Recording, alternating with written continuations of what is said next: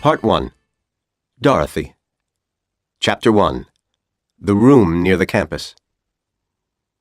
April 1950. Night was coming to the town of Blue River, in the state of Iowa. It was nearly dark in the small room near the Stoddard University campus. The two people in the room that Sunday evening were both second-year students at the college. They were looking at each other in silence. The handsome young man was angry. His plans had been working so well. And now this news had come. But he wasn't going to show his anger. That wouldn't help him. He walked to the window, and for a few seconds, he looked out at the lights of the town. He looked at the yellow lights in the streets. He looked at the red light on top of the municipal building. The tower, which was the tallest building in Blue River, a mile or two away. Then he turned, and he smiled at the young woman sitting on the bed. "Are you sure that you're pregnant?" he asked her gently. "Are you really sure that you're going to have a baby?" "Yes, I'm sure," she replied. "The doctor told me that I'm 2 months pregnant." She started to cry. "What will we do? Can we get married soon?" "Don't cry," the young man said. "Everything will be okay."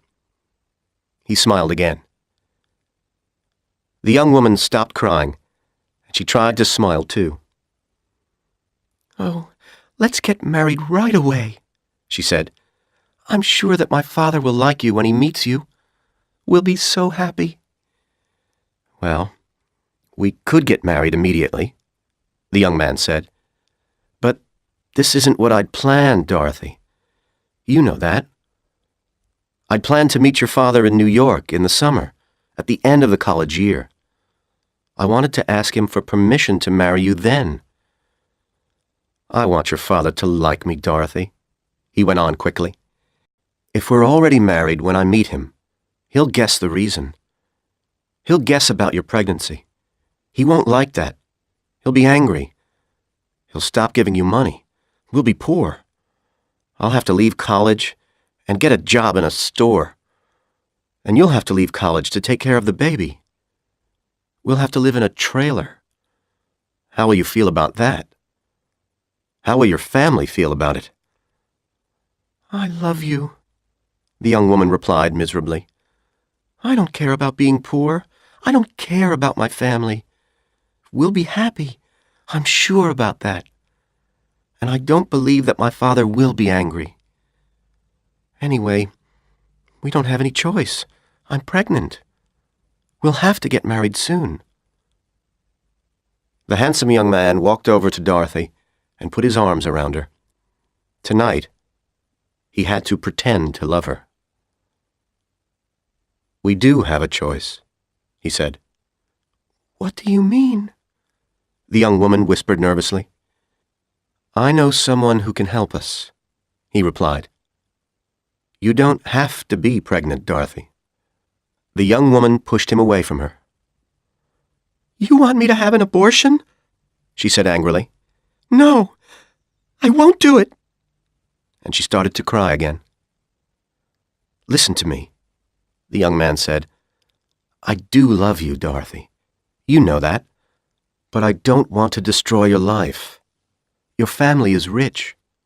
You don't know about being poor. But I know about it. You would hate it. Listen, I want to marry you next summer with your father's permission. Then he'll go on giving you money. We'll rent a little house near the campus. It will be wonderful. But you mustn't have this baby." "I won't have an abortion," Dorothy shouted. "You won't need an operation," the young man replied quietly. "You'll only have to take some pills.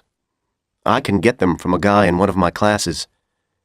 His uncle owns a drugstore here in Blue River." He held the unhappy young woman in his arms again. For the next hour, he whispered in her ear. He told her many things that she wanted to hear. At last, he looked at his watch. "You must go back to your dormitory," he said. "It's nearly 10 o'clock. I'll meet you tomorrow evening, under the tree outside the pharmacy laboratory. I'll meet you at 8 o'clock. I'll bring the pills then." When his girlfriend had gone, the handsome young man put his hands over his face. "Oh, God," he said desperately. He'd planned everything so carefully, but he'd been careless about one thing. He'd only made love with Dorothy once. He'd had to make her believe that he loved her, but he'd been careless, and now she was pregnant. "I can't marry her if she's pregnant," he told himself. "I will not live in a trailer with Dorothy and a baby." The young man was desperate because he wanted to marry Dorothy Kingship. He wanted to marry her because she was rich. He wanted to marry her because her father was the owner of Kingship Copper Incorporated. When the young man had found out that a young woman in his economics and philosophy classes was one of Leo Kingship's daughters, his life had changed. He had begun to think of an exciting future for himself. He had thought of a future with lots of money, a beautiful house, and a good job with Kingship's big, successful company. Soon after meeting Dorothy, he had written to the offices of Kingship Copper and asked for some information about the company. The Kingship offices in New York City had sent him some brochures. He kept them at the bottom of a drawer in his desk. Every night, he took the brochures out and he read them. Every night, he looked at the photos of the great Kingship smelting works in Illinois, and he read about how much money the company had earned in the last year. The handsome young man wanted a good future very much. His early life had not been easy. He had been born in the little town of Manasset, near Fall River, Massachusetts.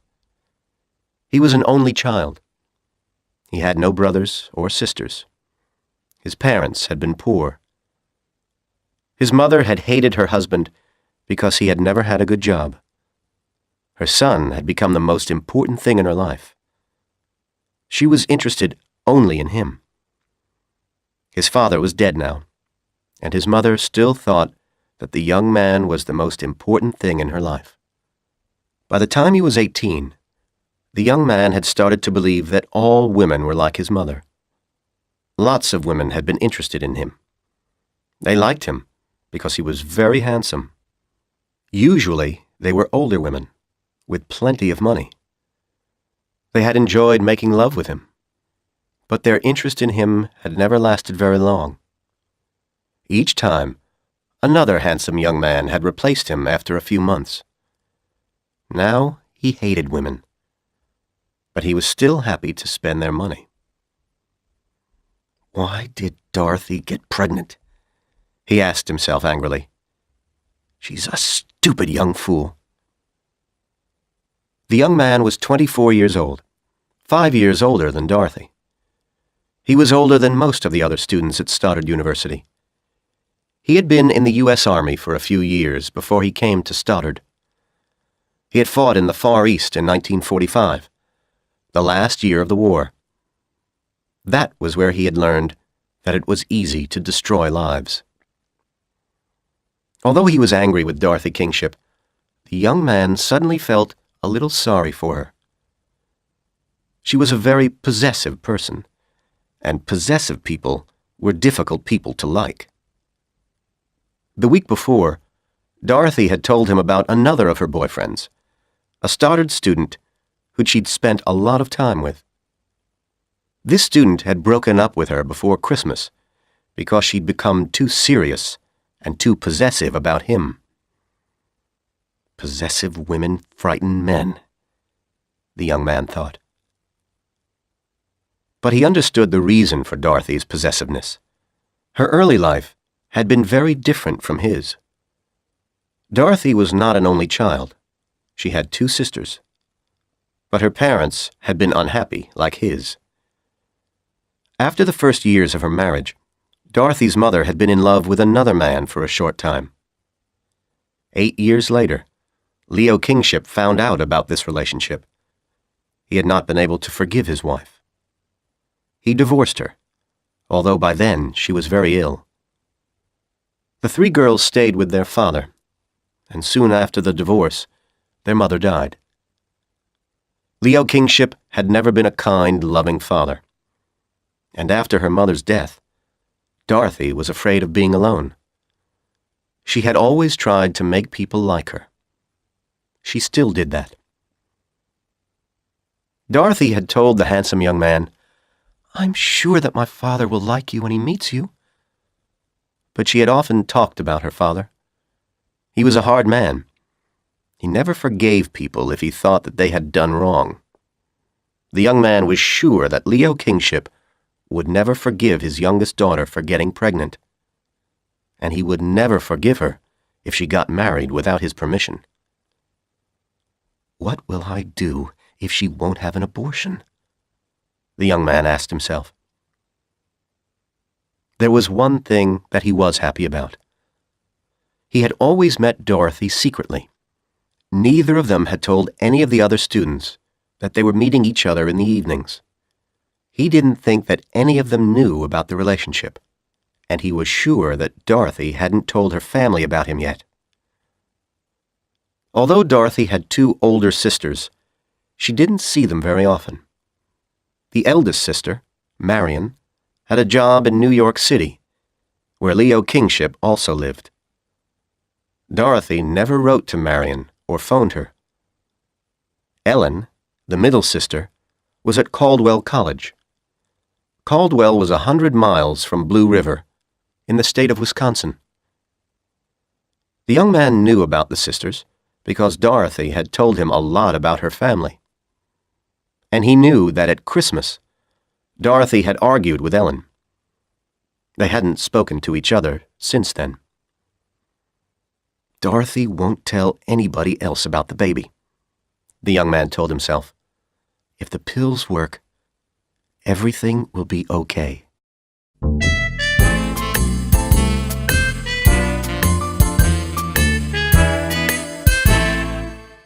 Chapter 2. The Pharmacy Laboratory. On Monday evening, the young man met Dorothy on the campus near the pharmacy laboratory. He gave her 2 white pills that he had gotten from his friend. "You must take both of them," he told her. "Take them tonight. You'll probably have a fever for an hour or 2, and you'll probably throw up. But then you'll abort the baby."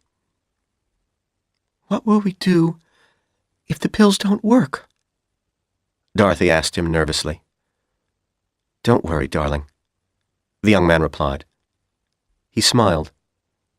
"If they don't work, we'll get married right away." Dorothy put the pills in her pocket. "Do you want to go to a movie tonight?" she asked. "I'm sorry, I have to do a lot of work for my Spanish class," the young man said. "I'll help you," Dorothy said quickly. "I'll come to your room with you." Dorothy was good at Spanish. She was a student in an advanced Spanish class. "No, I'll be okay," he said. "Go home and take the pills now. Then you'll be okay in the morning." Dorothy didn't understand. The handsome young man wasn't good at Spanish, but usually he didn't care about it. Why did he want to do extra work for his class now? And why wouldn't he let her help him? She was puzzled. Dorothy didn't argue with him. She went back to her dormitory. She sat on her bed, and she looked at the 2 big white pills. "I could lie to him," she said to herself. "He would never find out about it. I could tell him that I'd taken the pills and that they didn't work. If I did that, he'll marry me soon. We'd be happy, whatever my father says." But Dorothy didn't want to lie to her boyfriend. They were going to get married soon, and lying wasn't a good way to start a marriage. She got a glass of water from the bathroom, closed her eyes, and took the pills.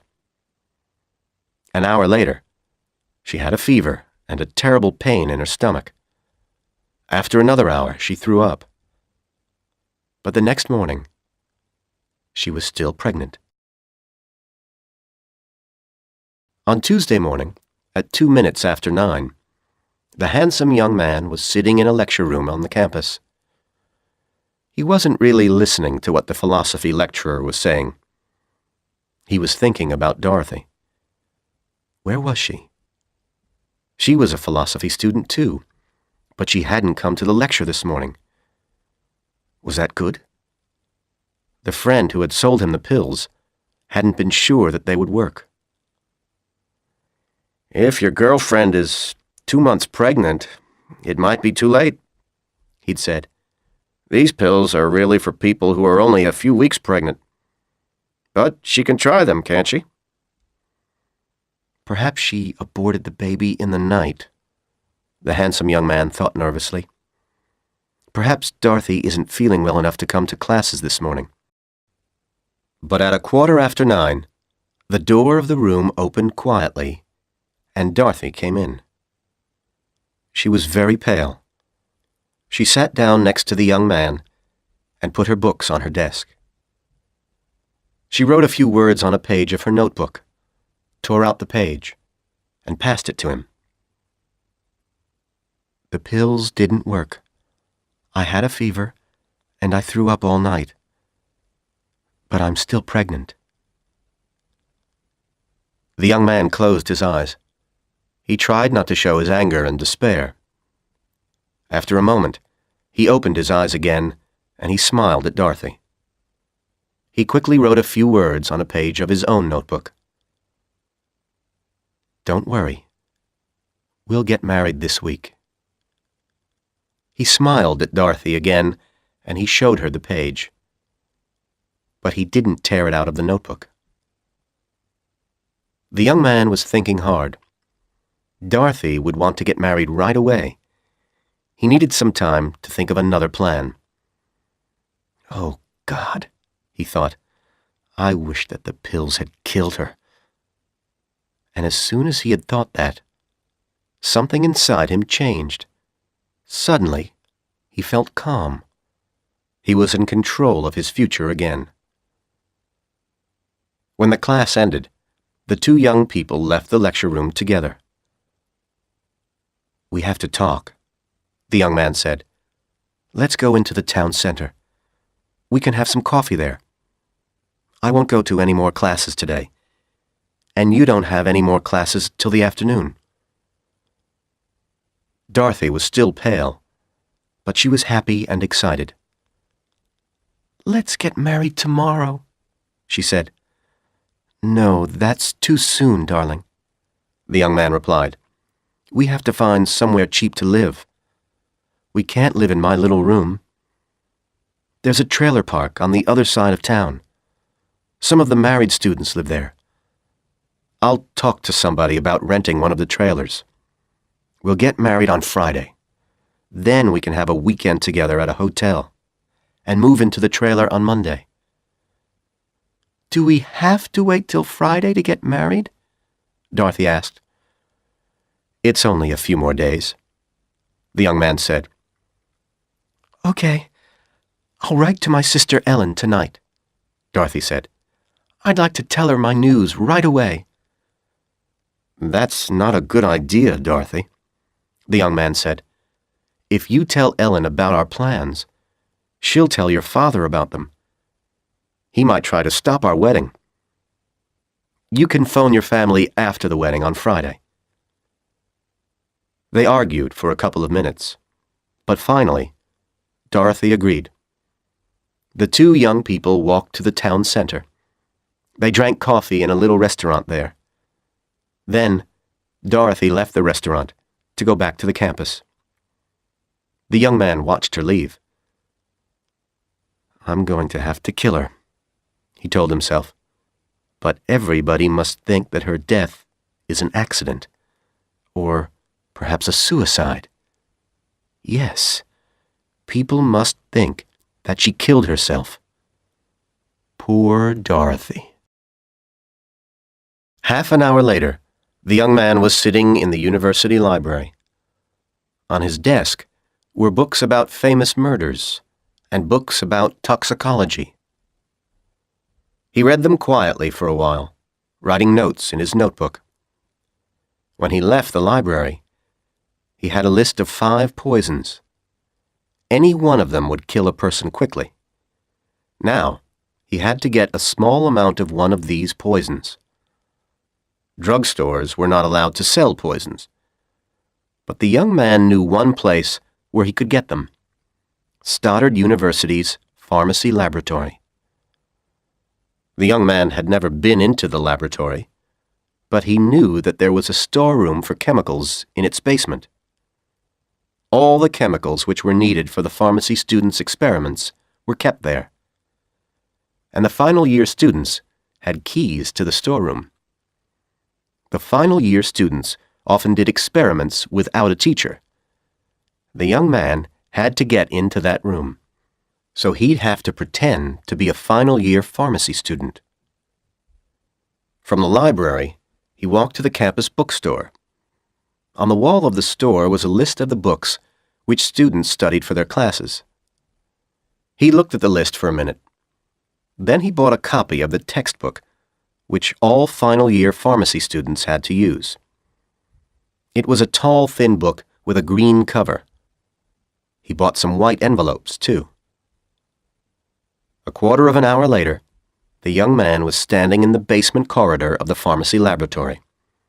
He was pretending to read the notices on a bulletin board, which was next to the locked door of the storeroom. He was holding the tall green textbook under his arm, together with a notebook and the envelopes. He wanted one of the real pharmacy students to open the storeroom door for him.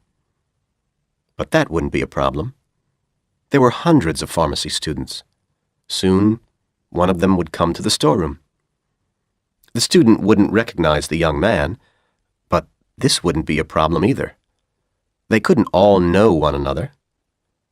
There were 3 large final year pharmacy classes. Whoever came to the storeroom would see the young man standing in the corridor with the final year textbook. Whoever came would think that he was a final year student, but a student in a different class. The young man told himself this, and he tried to look calm and relaxed. But he was very nervous. He didn't plan a murder every day. After a few minutes, a pretty female student came along the basement corridor. She took a bunch of keys from her purse. At the same moment, the young man took his own bunch of keys from his pocket and pretended that he was trying to find the key to the storeroom. The pretty young woman smiled at him. "I'll open the door," she said. And a moment later, they were both inside the storeroom. All around the room were shelves full of bottles. The bottles contained chemicals. Some of the chemicals were powders, and some were liquids. Each bottle had a white label with black letters, which identified the contents. Some of the labels also had the picture and the word poison in red letters.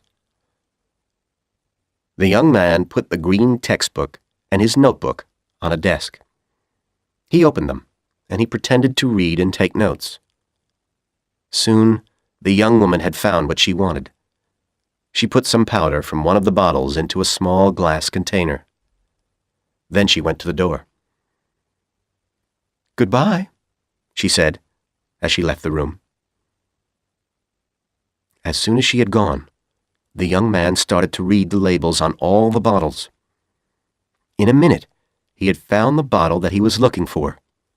White arsenic, AS406. Poison was written on the label. He opened the bottle, and he poured some of the powder into one of his envelopes.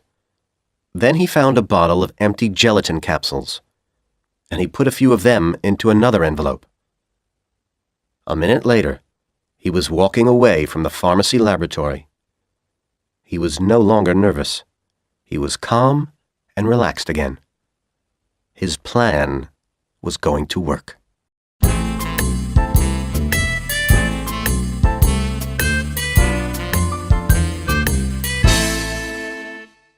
Chapter 3. The Note. That evening, in his small room near the campus, the young man made the arsenic pills. Each empty gelatin capsule had 2 pieces, a smaller one and a larger one. The young man carefully opened 2 of the capsules. He carefully filled the 2 smaller pieces of gelatin with arsenic powder. Then he carefully pushed the larger pieces of gelatin over the smaller ones. He had read about white arsenic in the toxicology books. He knew that the amount of arsenic in the 2 capsules was about 10 times the lethal dose. They contained 10 times the amount of arsenic which was necessary to kill someone. Now he had the pills. But he hadn't started to think about the next part of his plan. He had to make Dorothy take the pills. Well, that wouldn't be too difficult. But unless the police believed that Dorothy had killed herself, they would start asking questions on the campus. They would ask where the poison had come from. Then perhaps the pretty young pharmacy student might remember seeing a stranger in the storeroom. The police would show her photos of all the students in Dorothy's classes. That mustn't happen. He had to make Dorothy write a suicide note. That was the difficult problem.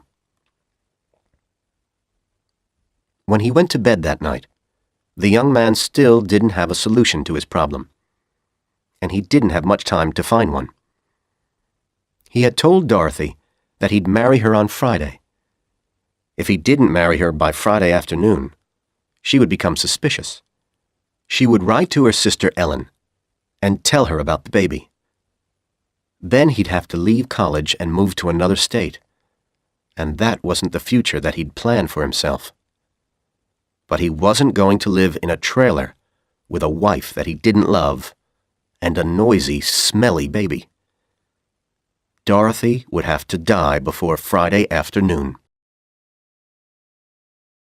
The next day was Wednesday. All morning, the handsome young man worried about his problem. He found the solution during the last class of the afternoon. The last class was Spanish. The students were studying a romantic novel called La Casa de las Flores Negras. The young man hated the book, but while he was trying to translate a passage from the novel, he found the solution to his problem. And as soon as he found it, he was very happy. When the Spanish class ended, he met Dorothy by the pharmacy laboratory, and he took her to a movie. After that, they went to a restaurant. They had coffee and cheeseburgers. "Dorothy," the young man said as she finished her coffee, "will you lend me the photo that I gave you? I want to get a copy of it for my mother." Dorothy opened her purse and took out a small photograph of the handsome young man. The words, "To Dorothy, with all my love," were written across the bottom of it. She gave it to him. "I'll give it back to you next week," he said. "Okay, but please take care of it," she replied. "I want to keep it forever." When they left the restaurant, the young man took her back to his room and made love with her. He felt sorry for her. This was only the second time that they had made love. But it would be the last time, too. As soon as she had gone back to her dormitory, the young man burned the photo. He didn't want the police to find anything that connected him with Dorothy. The young man's first class on Thursday was economics. Dorothy was a student in this class, too. She came into the room as the lecturer was starting to speak. She sat next to the young man, and she smiled at him happily. The young man wrote some words on a page of his notebook. He showed them to Dorothy. "Please take notes for me. I have to finish some Spanish translation for my class this afternoon." Then, for 20 minutes, he pretended to write a translation of a passage from La Casa de las Flores Negras in his notebook. At the end of that time, he stopped writing, and he looked very puzzled for a minute. Then the young man tore a small piece of paper from his notebook. He quickly drew a picture of Dorothy on one side of it. Then he turned it over. On the other side, he wrote some words. "Can you help me? I don't understand this." Querido, espero que me perdonares por la infelicidad que causaré. No hay ninguna otra cosa que puedo hacer. He passed the piece of paper to Dorothy. She read the words quickly. Then she turned the paper over. She was going to write the translation on the back, but she saw the drawing, and she smiled. She turned to a new page in her own notebook and wrote the translation on that. She tore the page from the book and passed it to the young man. And as he read it, he knew that everything was going to be okay. Darling, I hope that you will forgive me for the unhappiness that I will bring to you. There is nothing else that I can do. Now, he had Dorothy's suicide note. During the afternoon, the young man went to a room on the campus where there were several typewriters. Any Stoddard student could use these. He typed an address on one of his white envelopes. Miss Ellen Kingship, North Dormitory, Caldwell College, Caldwell, Wisconsin. The young man met Dorothy after her last class of the afternoon. "I've just talked to my friend, the friend whose uncle owns the drugstore," he began. "He told me that he gave me the wrong pills on Monday." The young man took an envelope from his pocket. "These are the right ones," he said. "You must take them tonight." "But I don't want to take any more pills," Dorothy said nervously. "I want to get married tomorrow." "Dorothy, listen to me," the young man said. "If we have this baby now, it will grow up in a trailer. It will have a bad start in life because its parents will be poor. Please, take the pills, Dorothy. We'll get married soon anyway. But I want to meet your father first. Then we'll have some money. We won't have to live in a trailer. We can live in a real house. We'll be so happy. And we can have a baby next year, darling." "No," Dorothy said miserably. She started to cry. "No, no."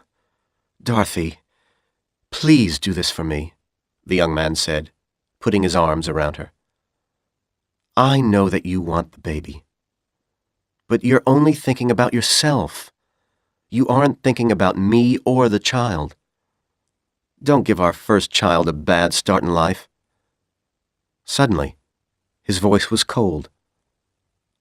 "If you won't take the pills, Dorothy, I won't marry you. You'll have to ask your father for help. What will he say?" They talked for half an hour.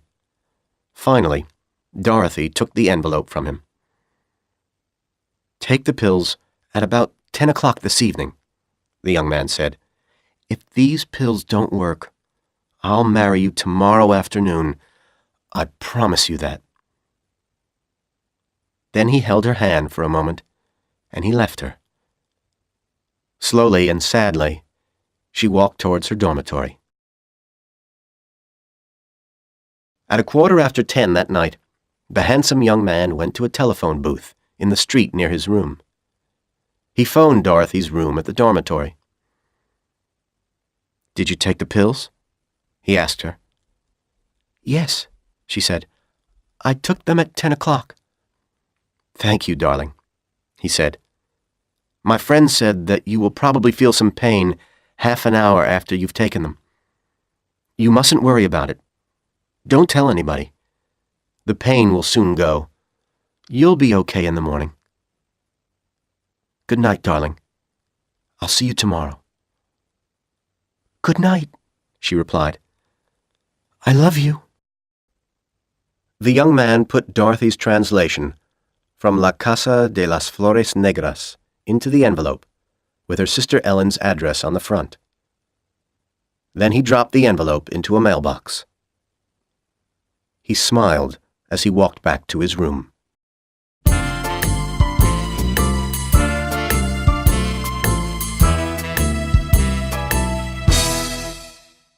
Chapter 4. The Municipal Building. The handsome young man was early for his first class on Friday morning. The philosophy lecturer hadn't arrived yet. 3 girls were talking in a corner of the room. They were excited about something, and the young man was worried. Were they talking about Dorothy? Had somebody found her dead body already? That would be bad. Dorothy's sister Ellen wouldn't get the note until after 3 o'clock that afternoon. If Dorothy's body was found before that, the police would come to the campus and ask all the students in Dorothy's classes questions. The young man had hoped that nobody would start to worry about Dorothy until the evening. As soon as Ellen got the note, she would phone the university office. Then, the police would be sure that Dorothy had killed herself, even before they went to the dormitory. Then, they wouldn't ask questions in her classes. The lecturer arrived, and everybody sat down. The handsome young man tried to forget his worries. He tried to listen to the lecturer's words.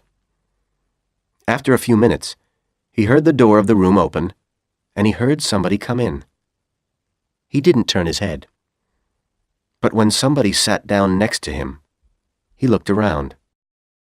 Suddenly, he wanted to scream. His skin felt cold, and he thought that he was going to throw up. Dorothy smiled at him and passed him a piece of paper. He waited a few moments. Then he read the words on it. The new pills didn't work either. Oh, God, the young man thought desperately. Why did I trust her? She didn't take the pills. She wants to get married right away, so she didn't take the pills. And at 3 o'clock, her sister will get the note. Then she'll phone the campus, and then there'll be trouble. He stopped listening to the lecturer, and he started to think hard about his problem. The suicide note was on its way to Caldwell. He couldn't change that. He looked at his watch. It was 10 o'clock. The note would reach Dorothy's sister's dormitory at 3 o'clock that afternoon. So in the next 5 hours, Dorothy has to die, the young man told himself. And everybody must think that she killed herself. What can I do? But soon, he had an idea, and he felt calm again. Dorothy believed that she was going to be married that afternoon. And people in Blue River often got married at the municipal building. The Marriage License Bureau was there. People had to go to the bureau to get a license before they could be married. And there was a judge's office in the building, too. If 2 people didn't want to marry in a church, the judge could marry them as soon as they had their license. And the municipal building is the highest building in the town, the young man thought. It's 14 stories high. If someone jumped from the top of it, they would certainly die. At the end of the philosophy class, the young man spoke quickly to Dorothy. We'll get married today, darling, he said. will you wait for me by the pharmacy laboratory? I have to call somebody. I won't be long. Then we can make our plans." The young man went to a phone booth. He asked the operator for the number of the Marriage License Bureau. He dialed the number. "Is this the Marriage License Bureau?" he asked when somebody answered. "When is the Bureau open today, please?" The clerk told him that the Bureau would be open until 12 o'clock, and then from 1 o'clock to 5 o'clock in the afternoon. The Bureau would be closed for an hour between 12 and 1. That was when the clerks went out for their lunch. A few minutes later, the young man met Dorothy outside the laboratory. She looked nervous. He smiled at her. "We'll get married right away, darling," he said. "Don't worry about the baby. Everything will be okay." "Oh, I'm so happy that you aren't angry about the baby," she replied. "I want to marry you so much." "We have to go to the municipal building to get the license," the young man said. "Let's go there at about 12:30. You'll have to show a clerk your birth certificate. Don't forget to bring it." "Okay. I have to get some clothes from the dormitory, and I have to buy some gloves," Dorothy replied. "I'll meet you here at 12:15. She kissed him, and she walked quickly away. When Dorothy met him again, she was wearing a beautiful green suit, a green belt, a white blouse, a blue scarf, and white gloves. She had put on some bright red lipstick. "My birth certificate is in my purse," Dorothy said. "I'm so happy." They rode on a bus towards the town center. It was 20 to 1 when they arrived at the municipal building. As they reached it, the young man saw something that worried him. He'd never looked at the building carefully before. Now he saw that the sides of the 14-story tower were not completely straight. Stories 7 to 12 weren't as wide as stories 1 to 6, and the top 2 stories weren't as wide as stories 7 to 12. If the roof of the 12th story is very wide, I might have a problem, the young man told himself. Everything is going wrong today. The two young people entered the building. In the lobby, they looked at a list of the offices on each story. The Marriage License Bureau was on the 6th story. They got into an elevator, and they went up. They got out of the elevator at the 6th story, and they quickly found the door of the Marriage License Bureau. There was a sign on the door. The bureau was closed until 1 o'clock. "I'm sorry, Dorothy," the young man said. "I'm so stupid. Why didn't I check?" Then he smiled. "I have an idea," he said. "Let's try to get up to the roof. The view from there must be wonderful." They walked back to the elevator, and they went up to the 14th story. When they got out, they saw an iron door opposite the elevator. The young man pulled it open. Beyond the door were some iron stairs. The young man closed the door behind them, and they started to climb. At the top of the stairs was another iron door. It hadn't been open for a long time, and it didn't move easily. But the young man pushed it very hard, and at last it did open. Dorothy and the young man smiled at each other as they walked out onto the roof. "We're so high up here," Dorothy said. Near the door was a tall metal frame. At the top of this was the red light which the young man could see from his window every night. The handsome young man looked around him. Each side of the roof was about 150 feet wide. All around the edge was a brick wall, about 3.5 feet high, and a foot thick. But the building wasn't solid. In the middle, it had a big square air shaft. Each side of the air shaft was about 30 feet wide. There was a brick wall around the air shaft, too. It was the same height and thickness as the outer wall. "Come to the edge, Dorothy," the young man said. "Look at the view of Blue River." He led her to the outer edge of the roof. While Dorothy was looking out over the town, the young man looked down.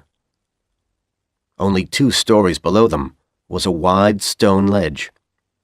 It was the roof of the 12th story. "If she only falls onto that roof, she won't be killed," he thought. "I'll have to push her into the air shaft." He led Dorothy back towards the middle of the roof. He leaned over the wall of the air shaft. The sides of the shaft were straight. He could see the ground, 14 stories below him. Suddenly, he felt good. "Nothing else will go wrong," he told himself. "Everything will be okay now." "Let's sit on this wall and smoke a cigarette while we wait," he said. "The bureau will open again in 15 minutes. He took Dorothy's purse, and he put it down near the wall. He lifted her up until she could sit on the wall. Then he got up too and sat beside her. He lit cigarettes for both of them. They smoked silently for a few minutes. Then they talked about their future in the trailer park. "It will be fun," Dorothy said. "We'll have a home of our own." She finished smoking her cigarette and dropped the end of it onto the roof next to the wall. The young man looked at the cigarette end. He saw the red lipstick on it. He smiled, and he threw his own cigarette end into the air shaft. He jumped down. Dorothy was still sitting on the wall. The young man held both her hands. "I'm so happy those pills didn't work, darling," he said. "You're right. It will be fun in the trailer." "Do you really think that?" she asked. "Are you really happy that the pills didn't work?" "Yes, Dorothy," he replied. "I want to have this baby too. I know that now." He smiled. This was the time to push her. But there was something the young man wanted to hear first. He was going to kill her anyway. But this would give him an extra reason. He knew what she was going to say next. "There's something I must tell you," Dorothy said. "I lied to you. I didn't take those pills last night. I threw them into the toilet. I wanted to get married to you so much. Will you forgive me, darling? Her last word turned into a scream of terror as the young man pushed her with all his strength. She fell backwards off the wall into the air shaft, screaming as she fell. The young man was already running towards the iron door when he heard Dorothy's body hit the bottom of the shaft. 3 minutes later, he was in the street. He was walking slowly away from the municipal building. After another minute, he saw an ambulance going towards the building.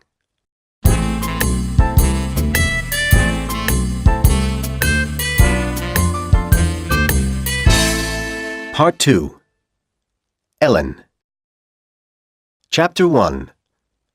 On the Train. March 1951. It was 9 o'clock in the morning. Ellen Kingship was sitting in a train on her way to Blue River, Iowa. She had been writing a letter to Bud Corliss. Bud was her boyfriend. Like Ellen, he was a student at Caldwell College. Ellen started to read what she had written. Dear Bud, I'm going to be away from Caldwell for a few days. Please don't worry about me. I have decided to travel to Blue River. There's something I have to do there. Perhaps I should have told you about it before I left. I didn't tell you because I wanted to start it on my own. You asked me not to go to Blue River again.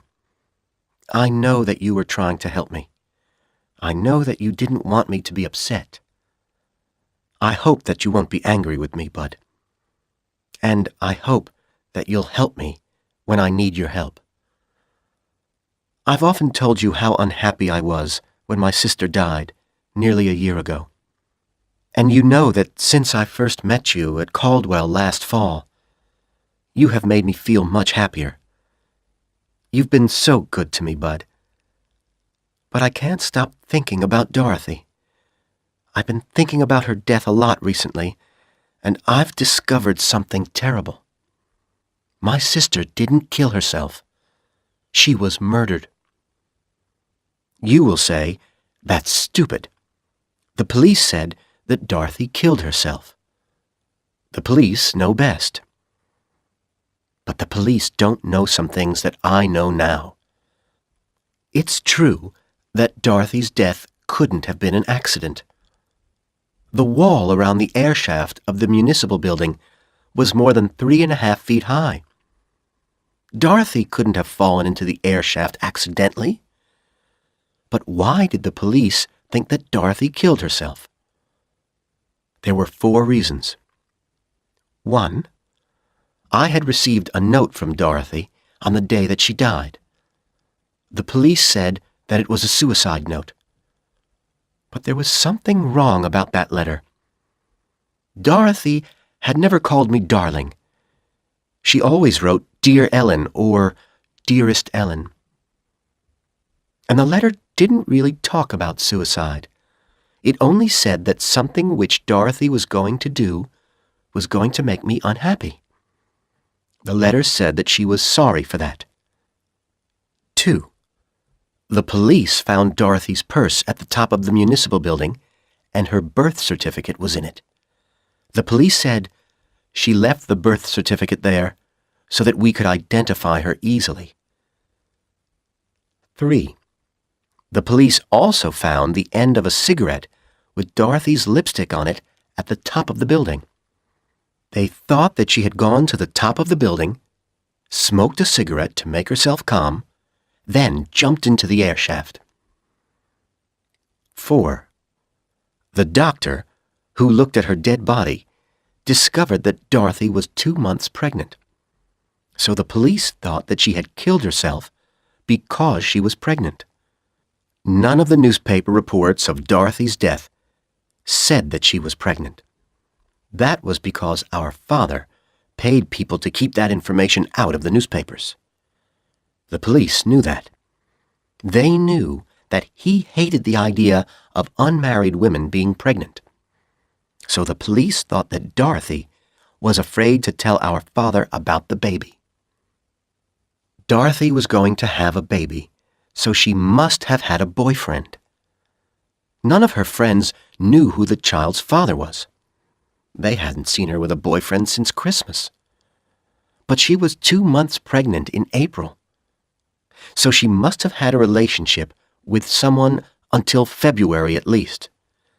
My father said it isn't strange that this man hasn't told the police about his relationship with Dorothy. He must know that she was pregnant. If he talks to the police, they will say that Dorothy's death was his fault. I agreed with this at the time, and I wasn't surprised when the police didn't try to find the father of Dorothy's child. Making somebody pregnant isn't a crime in this country. And I wasn't surprised that Dorothy hadn't told me about her pregnancy. We'd argued at Christmas, and she hadn't written to me since then. But I did wonder who the father of her baby was. A few weeks before we argued, Dorothy told me about a student who she liked a lot. He was in her English class. She said that he was tall, blond, and very handsome. Was he the father of the baby? The police thought that my sister had killed herself, so they weren't interested in any of her boyfriends. And there were some other things that the police weren't interested in. Some very strange things. The police didn't know Dorothy, so they didn't understand that these things were strange. But in the last few weeks, I have tried to understand these things. Ellen stopped reading for a moment. Bud will be angry with me for visiting Blue River, she thought. But he'll understand. He will help me when I need his help. She started reading again. A few hours before Dorothy died, she borrowed a belt from one of her friends in the dormitory. Why did she borrow a belt if she was going to kill herself? The police asked themselves that, but they didn't think the question was very important. They said she was unhappy. She didn't know what she was going to do.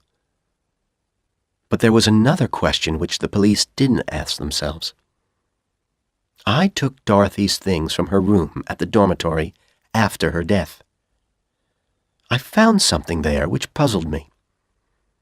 Dorothy had owned a belt exactly like the one that she had borrowed from her friend. It was still in her room. So why did she borrow her friend's belt? When she died, Dorothy was wearing a pair of new white gloves. She had bought them at a store in Blue River on the morning of the day she died.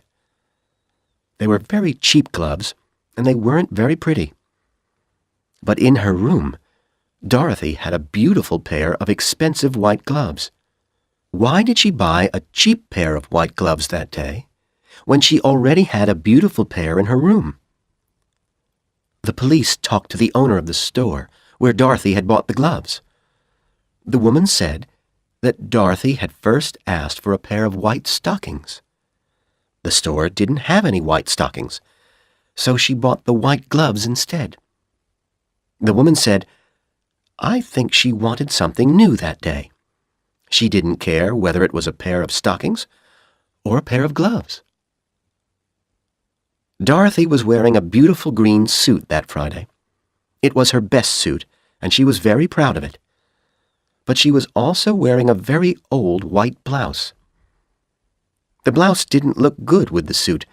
It was the wrong style. And Dorothy had several much newer white blouses in her room. They would have looked good with the suit. Dorothy was very careful about her clothes. She dressed very nicely. So why was she wearing that old white blouse? And there was another strange thing. When she died, Dorothy was wearing a bright blue scarf with her green suit and her brown shoes. The scarf didn't look good with her other clothes. And Dorothy had some scarves in her room which would have looked good with the green suit. For weeks now, I have been asking myself these questions. Why did Dorothy borrow the belt from her friend when she already owned one exactly like it? Why was she wearing that old blouse with her new suit? Why was she wearing the blue scarf? And why did she buy a new pair of white gloves when she already had some better ones? I asked myself these questions, and I told myself, there is a message here from Dorothy. You must try to understand the message. Then, 2 days ago, I asked myself the questions in a different order. I asked myself, why was Dorothy wearing the old blouse? Why did she buy the new gloves? Why did she borrow the belt? And why did she wear the blue scarf with her green suit? And suddenly, I did understand. Bud, do you know the old poem about what a bride has to wear on her wedding day? The poem says that if she wears these things, she will be lucky. The poem says that a bride must wear something old, something new, something borrowed, something blue. The police said that Dorothy had gone to the municipal building because she wanted to kill herself. They said she wanted to jump from a high building, and the municipal building is the highest building in the town. But I've discovered something else. The municipal building is also the building which contains the Marriage License Bureau. That's where people go if they want to get married. And if someone wants to get married, they have to show a clerk at the bureau their birth certificate. And now I've looked again at Dorothy's letter to me. Her words might be saying that she's sorry for getting married without telling me first. There's one more thing. I've discovered that the Marriage License Bureau closes between 12 and 1 o'clock each day. It was 10 minutes to 1 when Dorothy fell from the roof. I now think that this is what happened last April. Dorothy had told her boyfriend that she was pregnant. He told her that he was going to marry her. On the day she died, he told her that he was taking her to the Marriage License Bureau. Then, he took her to the top of the municipal building because the bureau was closed for lunch. He waited while she smoked a cigarette. Then, he pushed her into the air shaft. Well, Bud, all this is the reason why I have left Caldwell for a few days. I'm on my way to Blue River. I'm on the train now. I'm going to talk to the professor of English at Stoddard University. I'm going to be a detective. I want to find out about handsome blonde students in Dorothy's English class. I want to discover who Dorothy's boyfriend was. Don't worry about me, Bud. I'll be very careful. I've seen lots of movies where a brave girl detective discovers the identity of a murderer.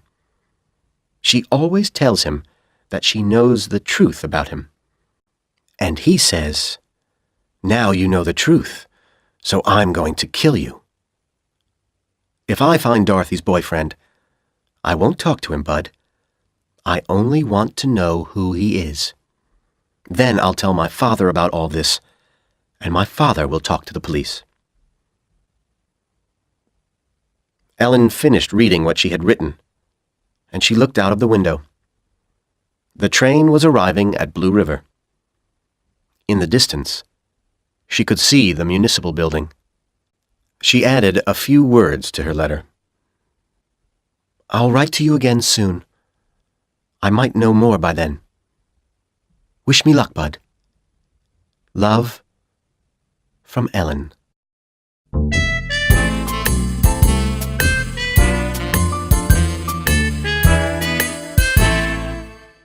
Chapter 2. The Two Blondes. Ellen quickly found a hotel in Blue River, and she took a room for a few days. She unpacked her bag. Then she phoned the English department at Stoddard University. She spoke to the professor of English and told him that she was Dorothy Kingship's sister. She said that she wanted to talk to him about Dorothy. The professor remembered Dorothy, and he agreed to meet Ellen at 1 o'clock.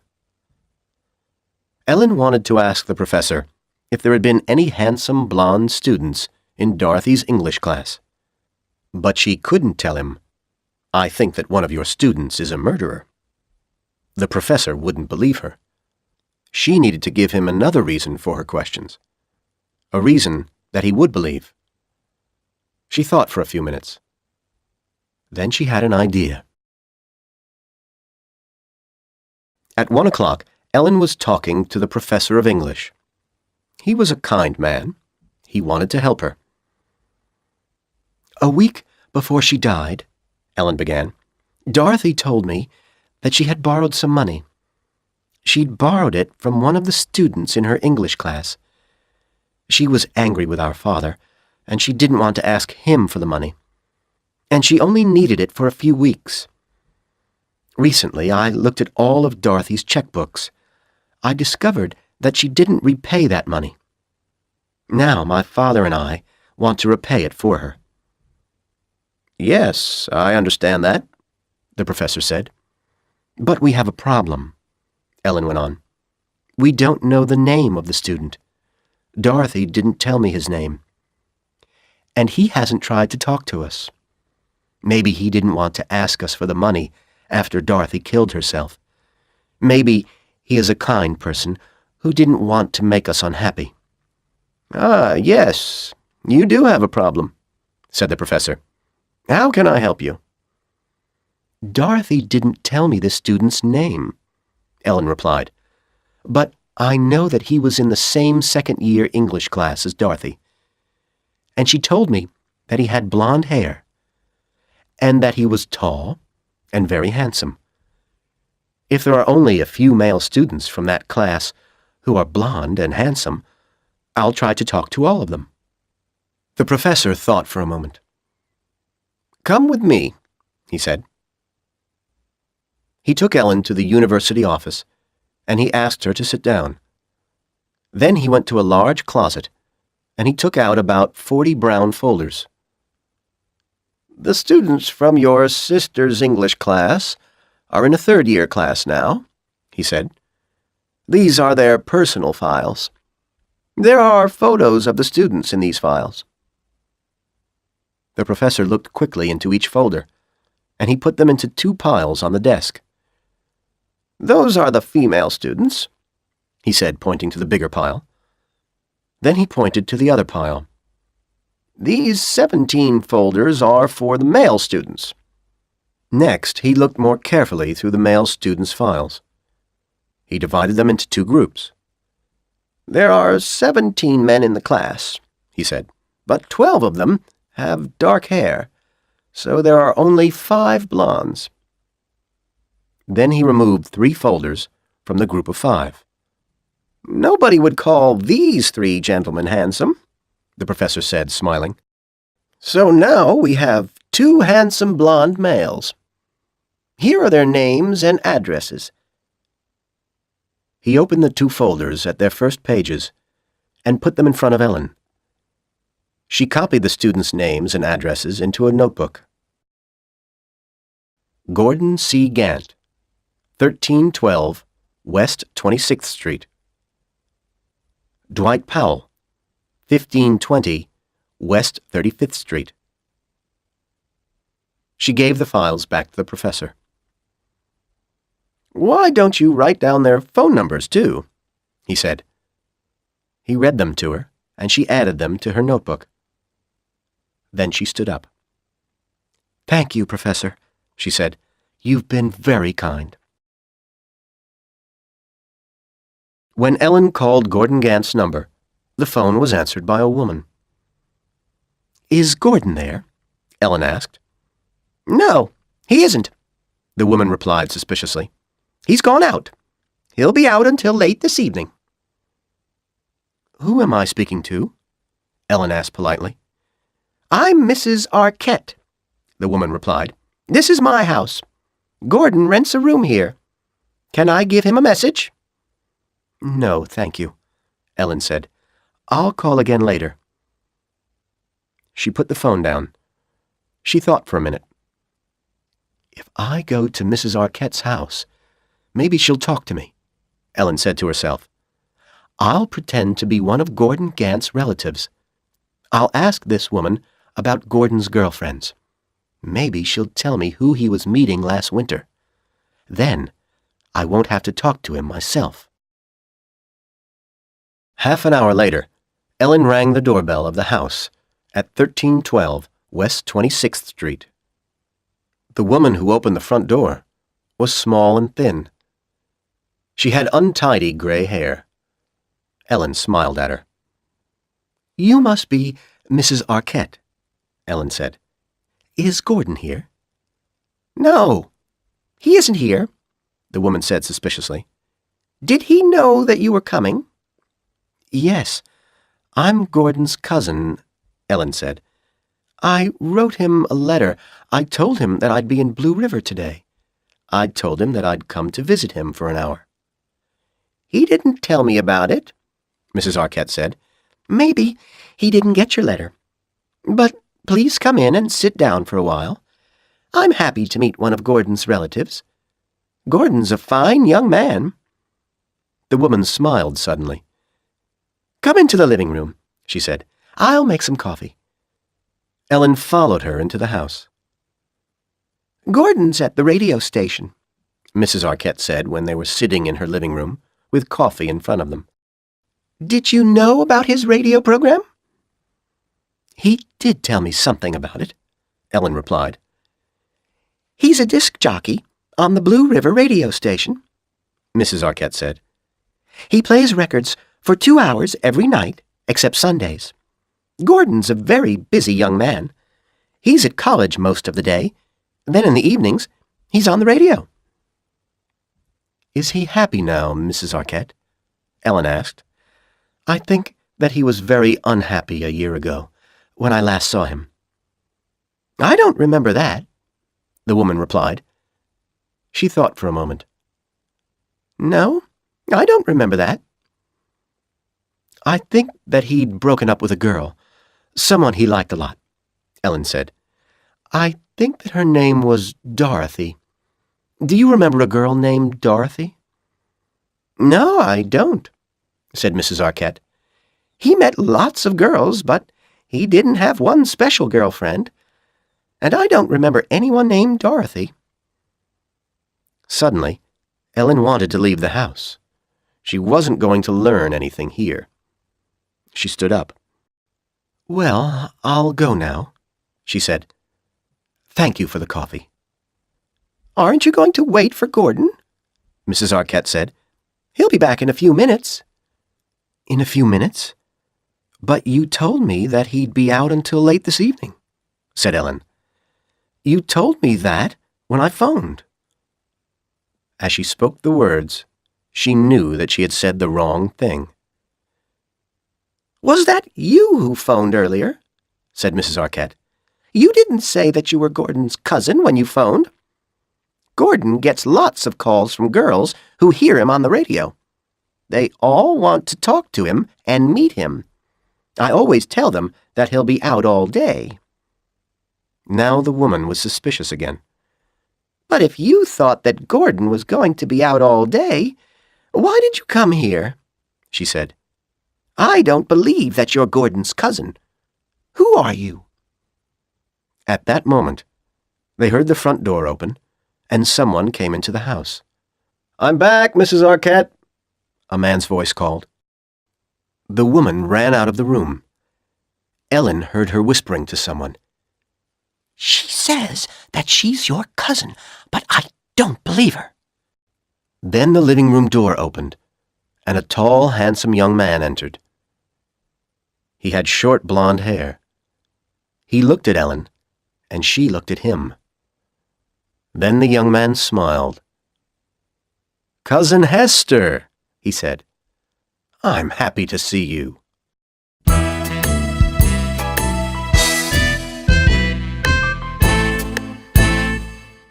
Chapter 3.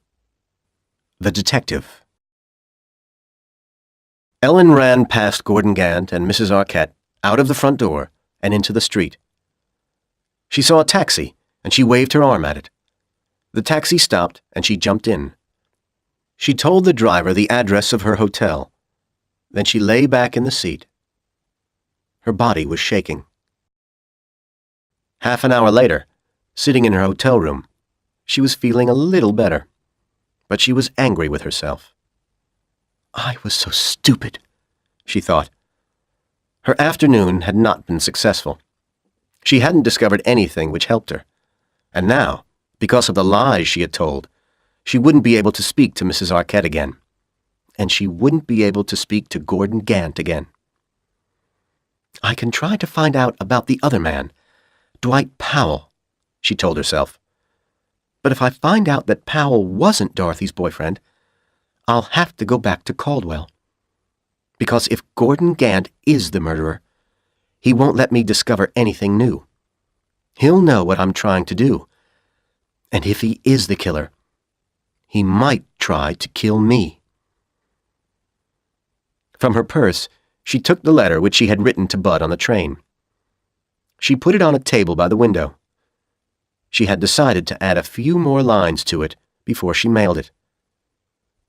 At that moment, someone knocked on the door of her room. "Clean towels for you," said a high female voice. Ellen opened the door. "Hello again," said Gordon Gant. "I can pretend to be someone else, too."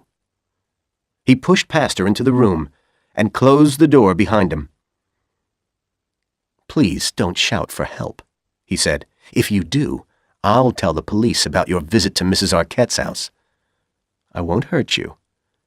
I followed your taxi here because I want to know what's happening. Why were you pretending to be my cousin? Why did you ask Mrs. Arquette those questions about me?" "I can't tell you," Ellen said. "Please, leave me alone." She was terrified. But as she spoke, Gant saw the letter on the table by the window. He picked it up, ran into the bathroom, and locked the door. Ellen started to cry. "Please don't read that letter," she said miserably through the door. "It's private." Gant didn't reply.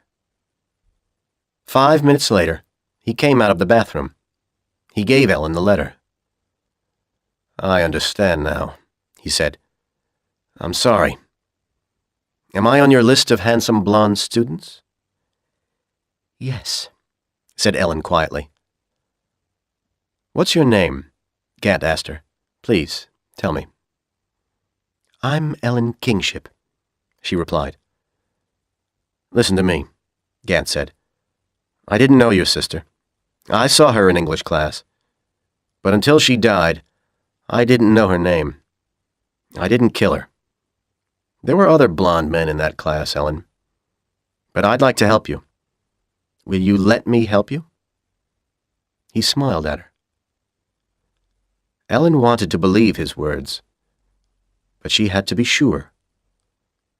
The man who killed her sister must have been a good actor, because Dorothy had trusted him. Perhaps Gordon Gant was acting now. "No," she replied. "I can't let you help me." There was a book on the table next to the bed. Gant picked it up. "You don't trust me," he said. "But I swear on this Bible that I didn't kill your sister." "No, I don't trust you," Ellen said. "If you had killed her, you'd swear on 20 Bibles that you weren't the murderer." "That's true," Gant replied sadly. "Okay, I'll go now." After Gordon Gant had left, Ellen thought about him. Gant hadn't tried to hurt her, and she didn't really believe that he was the murderer. Dwight Powell was probably Dorothy's killer. She had to find out about him. She sat down with her letter to Bud. She picked up a pen and wrote the address of her hotel after her signature. Then she added a few lines to the letter. "I've got a nice room in this hotel in Blue River. The professor of English was very helpful. I think that I know now who killed Dorothy. His name is Dwight Powell, and he lives at 1520 West 35th Street. I'm going to find out about him tomorrow." Ellen went down to the lobby of the hotel and mailed the letter. Then she went back to her room. She filled the bath with hot water, and she sat in it for an hour, listening to the Blue River radio station. She heard Gordon Gant's voice on the radio. And when she heard him say, "The next record is for my good friend Ellen from Caldwell," she smiled. The next morning, Ellen phoned the house where Dwight Powell lived. The owner of the house answered the phone. "Dwight is working this morning," the woman said when Ellen asked for Powell. "He has a job at Folger's coffee shop in the town center." Ellen made a decision. She was almost sure that Powell had been her sister's boyfriend. She would go to Folger's coffee shop and talk to Powell about Dorothy. If he didn't know that she was Dorothy's sister, he would have no reason to lie to her. 10 minutes later, Ellen walked into the coffee shop. It was clean and pleasant. Powell was working behind the counter. Ellen had seen his photo in his student file. She recognized him immediately. She sat down at the counter. "I'd like a coffee and a cheeseburger, please," she said. As she ate, Powell started to talk to her. "I haven't seen you here before," he said. "Do you live in Blue River?" "I've been here a few days," Ellen replied. "I want to get a job here. I'm a secretary." Powell seemed a pleasant, quiet young man.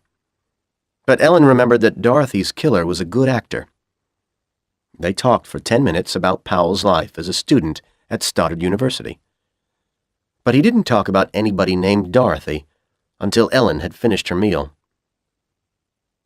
"When you walked in, you reminded me of someone," he told her, "and I've been trying to remember who you remind me of. Now I have remembered. She was a girl in my class. Her name was Dorothy. She was a nice girl." He smiled sadly. As Ellen stood up to leave, Powell said, "Are you free this evening? Can I take you to a movie?" She thought for a moment. Maybe she could find out more about this young man. "Okay," she said. "I'd like that." He told her that he would come to the lobby of her hotel at 8 o'clock. "What's your name?" he asked. "Evelyn Kittredge," she replied. "Okay," Powell said. "I'll see you at 8 o'clock then, Evelyn." Ellen was sitting in the lobby of the hotel at 7:30. She didn't want Dwight Powell to ask the clerk about someone named Evelyn Kittredge. At 5 to 8, Powell arrived. He took Ellen to a movie theater in the town center. During the movie, he put his arm round her shoulders, and as they left the theater, he kissed her. After the movie, the two young people went to a restaurant for some coffee. Then Powell took Ellen back to her hotel. They sat in the lobby and talked for a while. "You told me this morning that I reminded you of somebody," Ellen said. "Her name was Dorothy. Please tell me about her, Dwight." "She was a very nice girl," Powell replied. "She was in my English class. She was my girlfriend for a few months." "Why did you break up with her?" Ellen asked. "She was very possessive," Powell said. "She got too serious about me. She wanted to get married. She was a nice girl, but I didn't want to marry her." They talked for a few more minutes. Then Powell stood up. "May I meet you again tomorrow night?" he asked. "We'll go to a dance." "Okay," Ellen said. "I'd like that. Come here at 7:30. Powell kissed her, and he left the hotel.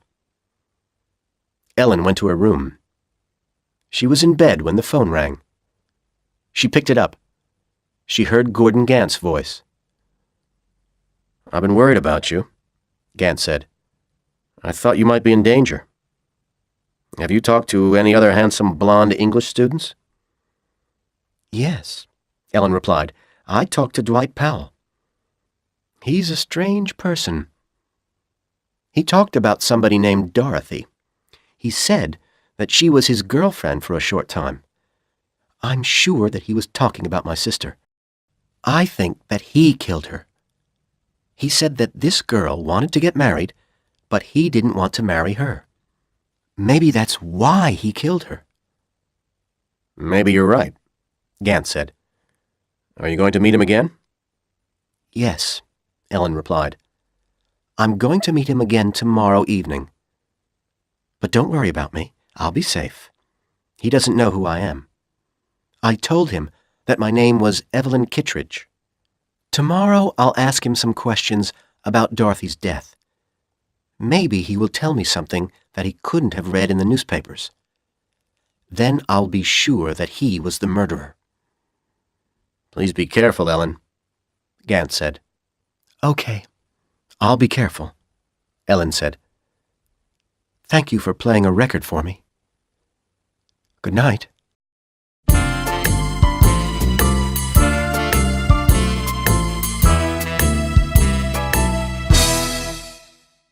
Chapter 4. On the Roof.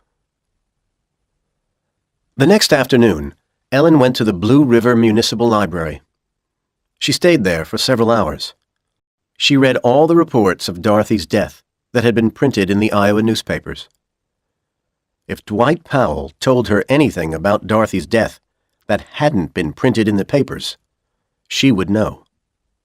She would know that he was the killer. That evening, Ellen was again waiting in the lobby of the hotel when Dwight Powell arrived. "I'm sorry, Dwight," she said to him. "I can't go to a dance this evening.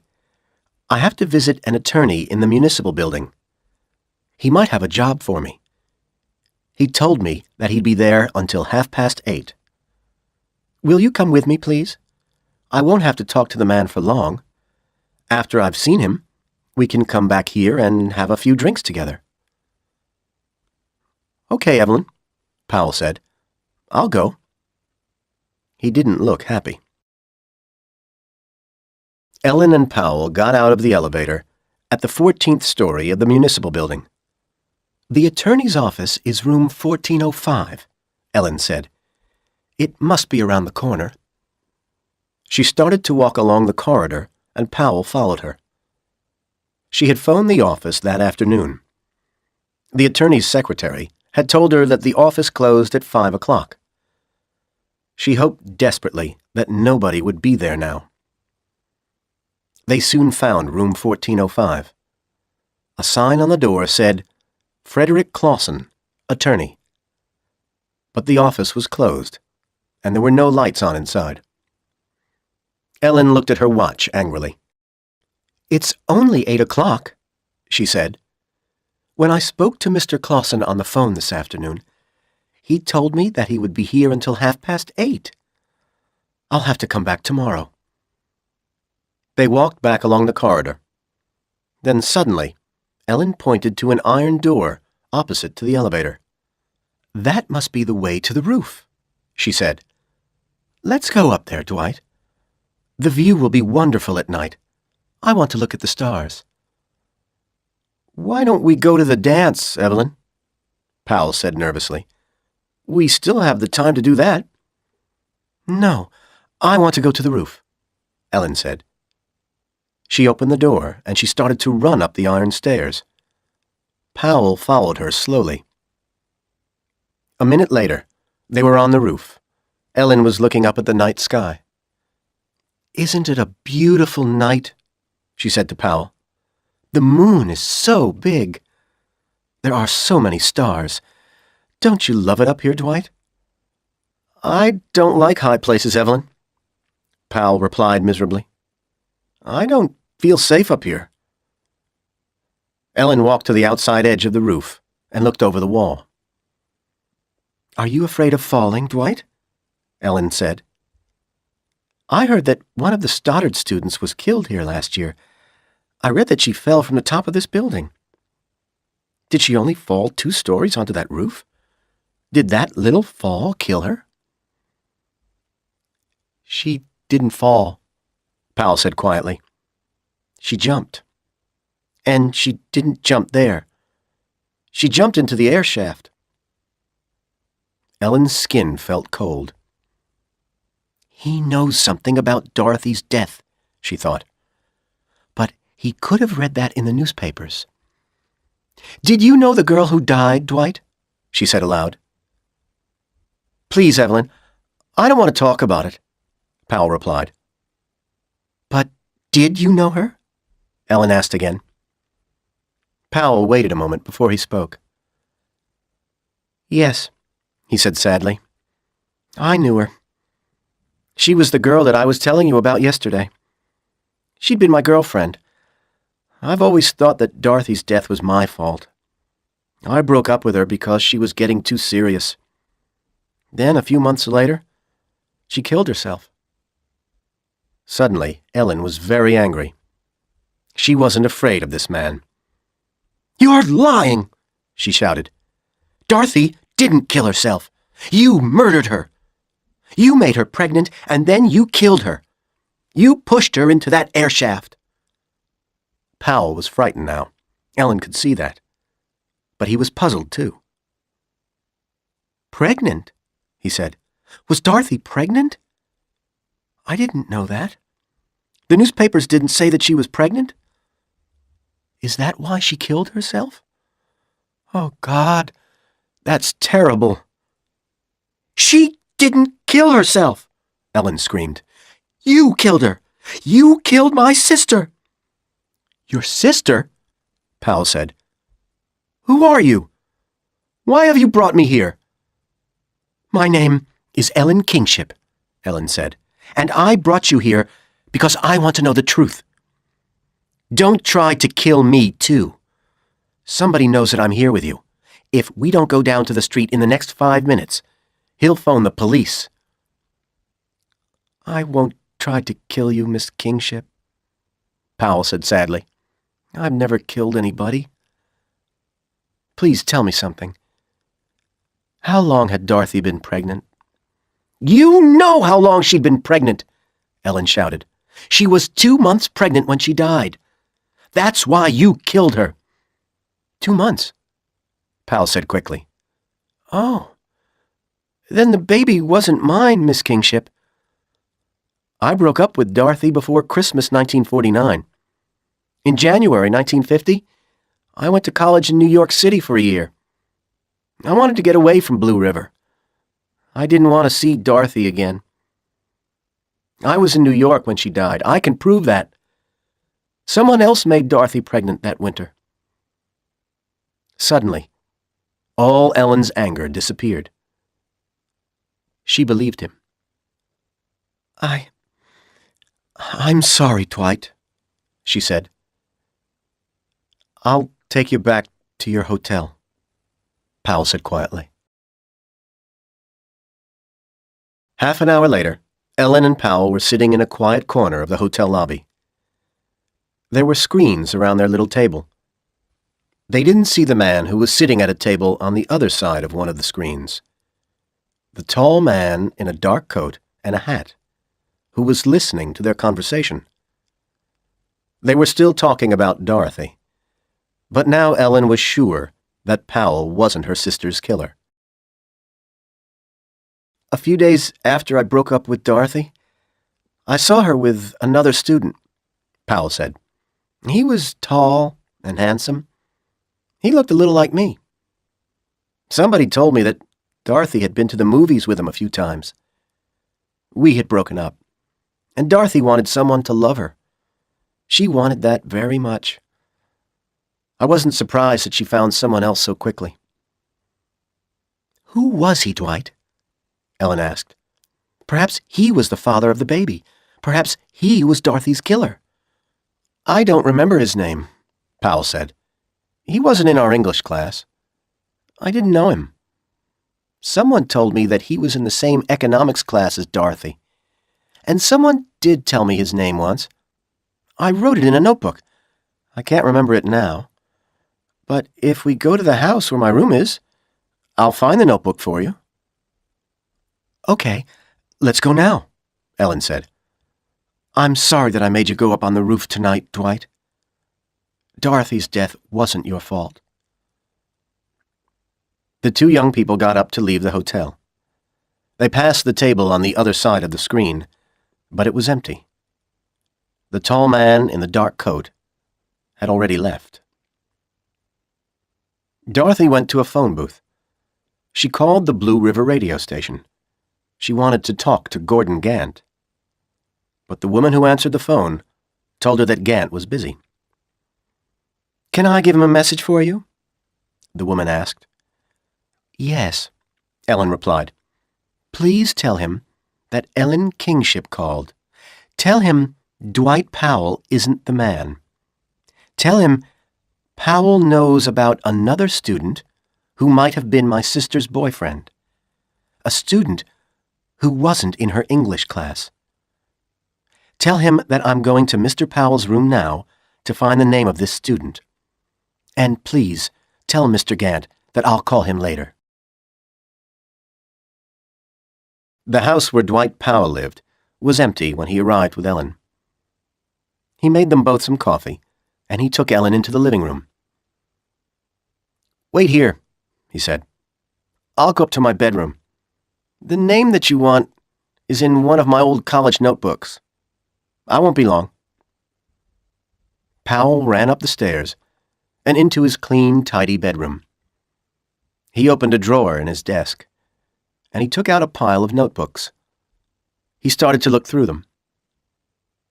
"The name's in one of these," he said to himself.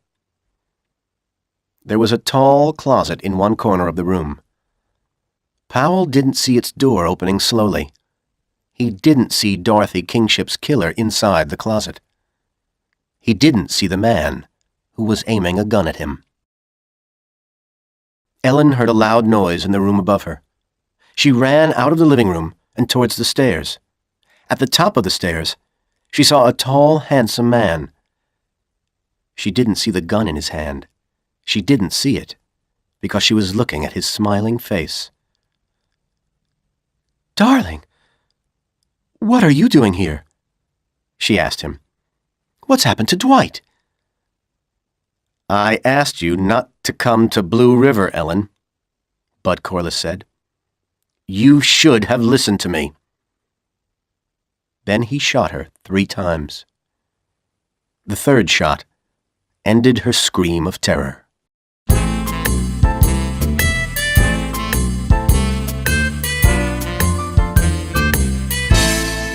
Part 3. Marion. Chapter 1. New York City. September 1951. Marion Kingship lived alone in a small apartment in New York City. Everything in it could have told a visitor to the apartment about Marion's tastes: her taste in books, her taste in pictures, and her taste in music. But the only visitor who ever went to the apartment was Marion's father. He didn't go there often. And Leo Kingship wasn't interested in his daughter's tastes. Marion had never really liked her father. She was 10 years old when her parents divorced. Marion had been very upset about it. Ellen was only 6 then, and Dorothy 5. The younger girls hadn't really understood why their mother had left them. But Marion had known. She'd decided then that her father was a cruel, cold man. And her mother's death, soon after the divorce, had increased Marion's dislike of him. Marion had lived with her father and her sisters at Leo's beautiful house in New York City until she finished college. She had been a student at Columbia University in New York. After college, she moved to the small apartment where she now lived. Marion had always wanted to work in an advertising agency. When she left college, her father had tried to make her work for the agency which looked after his company's advertising. He told the director of the agency to give his daughter a job. But Marion had never wanted her father's help. She found a job with a much smaller advertising agency. She didn't earn much money there, but she liked the job, and she was happy. After she moved into her own apartment, Marion visited her father's house for dinner 1 evening a week. They were always polite, but they didn't really like each other. Soon after Marion left Columbia University, Ellen went to Wisconsin to study at Caldwell College. And a year later, Dorothy went to Iowa to study at Stoddard University. So Marion and her father were usually alone together for these weekly dinners. Nothing had changed between them after Dorothy's death. Leo was angry because Dorothy had been pregnant, and he was angry because she had killed herself. He had paid people to keep the news of the pregnancy out of the newspapers. Then he tried to forget about his youngest daughter. After Ellen's murder, Leo did try to be kinder towards Marion, and she felt sorry for her father. Now she went to his house 3 evenings a week, instead of 1. She tried to like him more, but she was always suspicious when Leo tried to be kind. She didn't really trust him. Marion Kingship didn't really love anybody. But she had her apartment, and she loved that. Every Saturday she spent the day cleaning it, and she often dreamed that one day a good, kind man would visit her there. Someone who would love her and take care of her. Will he ever come? She often asked herself. One Saturday morning in September, Marion was cleaning her apartment. She was cleaning a table, and she was looking up at her copy of Charles Demuth's painting, My Egypt, which hung on the wall above it. Demuth was her favorite painter, and My Egypt was her favorite painting. The phone rang. Marion answered it. "Hello," she said. "Hello," said a man's voice, which Marion did not recognize. "Are you Marion Kingship?" "Yes," Marion answered. "Who are you, please?" "My name's Burton Corliss. Bud Corliss," the man replied. "I knew your sister, Ellen." "Yes, Ellen told me about you, Mr. Corliss," Marion said. Marion remembered Ellen's excitement when she had spoken about this man at Christmas. "I love him so much, Marion," her sister had said. "He's so good and kind." "I'd like to meet you, Miss Kingship," Bud Corliss said gently. "I have a book which belonged to Ellen. She lent it to me a week before her death. I'd like to give it to you. May I bring it to your apartment?" Marion thought quickly. This man wanted to give her something which had belonged to her sister. That was kind of him. But she didn't want him to come to her apartment. The apartment was waiting for the special man who would visit her one day. "I'm sorry, Mr. Corliss. I have to go out soon," she lied. "Perhaps I could meet you this afternoon. I'm going shopping on Fifth Avenue. I could meet you in that area at 3 o'clock. "Good," replied the young man. "I'll wait for you by the statue outside Rockefeller Center. Then we'll have a drink together. Goodbye, Miss Kingship." "Goodbye," Marion said. She put down the phone. Marion wasn't happy about the phone call. Saturday was her special day. She didn't want to go out.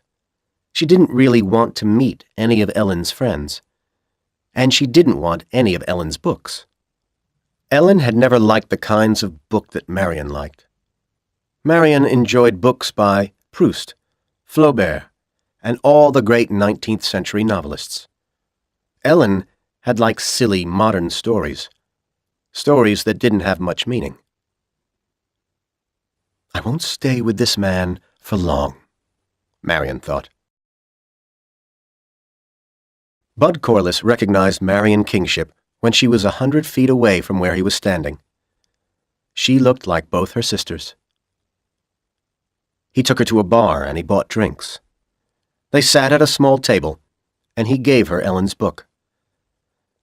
"I read it," he said, "but I didn't like it very much. It isn't the kind of book that I enjoy. Ellen's taste in books was very different from mine. Books like this don't have much meaning, do they? I like books by Proust, Flaubert, Dickens, writers like that." Marion smiled. "I like them too," she said. "Ellen told me that you work for an advertising agency," Bud said. "Yes, that's right," Marion replied. "And you're still at Caldwell?" "No, I left college," the young man replied. "But at Christmas, you were a third-year student like Ellen, weren't you?" Marion said. "Why didn't you stay for your final year?" "Well, my father died a few years ago," Bud replied. "And my mother had to get a job. She cleaned people's houses. Now I don't want her to work any longer. So I've come to New York and I've got a job here. Maybe I'll go back to college next year and finish my studies then." A few moments later, Marion stood up. "I have to go now, Bud," she said. Thanks for the drink. Won't you have another one? Bud asked. I have to meet somebody else now, she lied. It's a business meeting. I mustn't be late for it. Bud watched Marion Kingship leave the bar. Very carefully, he followed her. He saw her go into an apartment building. He waited for half an hour, but she didn't come out again. A business meeting, he said to himself. No, she lives there. He started to walk towards the poor part of the city, where he rented a little room. He knew where Marion Kingship lived now. He could hide in the street near her building whenever he wanted to. He could follow her wherever she went. For months after he had killed Ellen Kingship, Bud Corliss had been angry and afraid. He'd been angry about the time he'd spent on the Kingships. First on Dorothy, then on Ellen. And he'd been afraid about his future. Was he going to be poor after everything he'd planned? He'd wanted some of Leo Kingship's money so much, and everything had gone wrong. He hadn't wanted Dorothy to get pregnant, and he'd told Ellen not to go back to Blue River. But the stupid fool wouldn't listen to him. Bud wasn't afraid of the Blue River police. He was sure that they would never connect him with the murders. He'd been very careful. When Ellen's letter arrived, he'd decided that he had to do something quickly. Ellen had almost learned the truth about him and Dorothy. From a closet in his room, he'd taken the gun that he'd had since his years in the army. Then, after dark, he'd stolen a car in Caldwell and driven it to Blue River. After he'd killed Powell and Ellen, he drove quickly back to Caldwell. He'd stopped for a moment on a bridge to throw the gun into the Mississippi River. Yes, he'd been very careful. He'd worn gloves at Dwight Powell's house. The police wouldn't find Bud's fingerprints there. And he'd left the car near the place where he'd stolen it.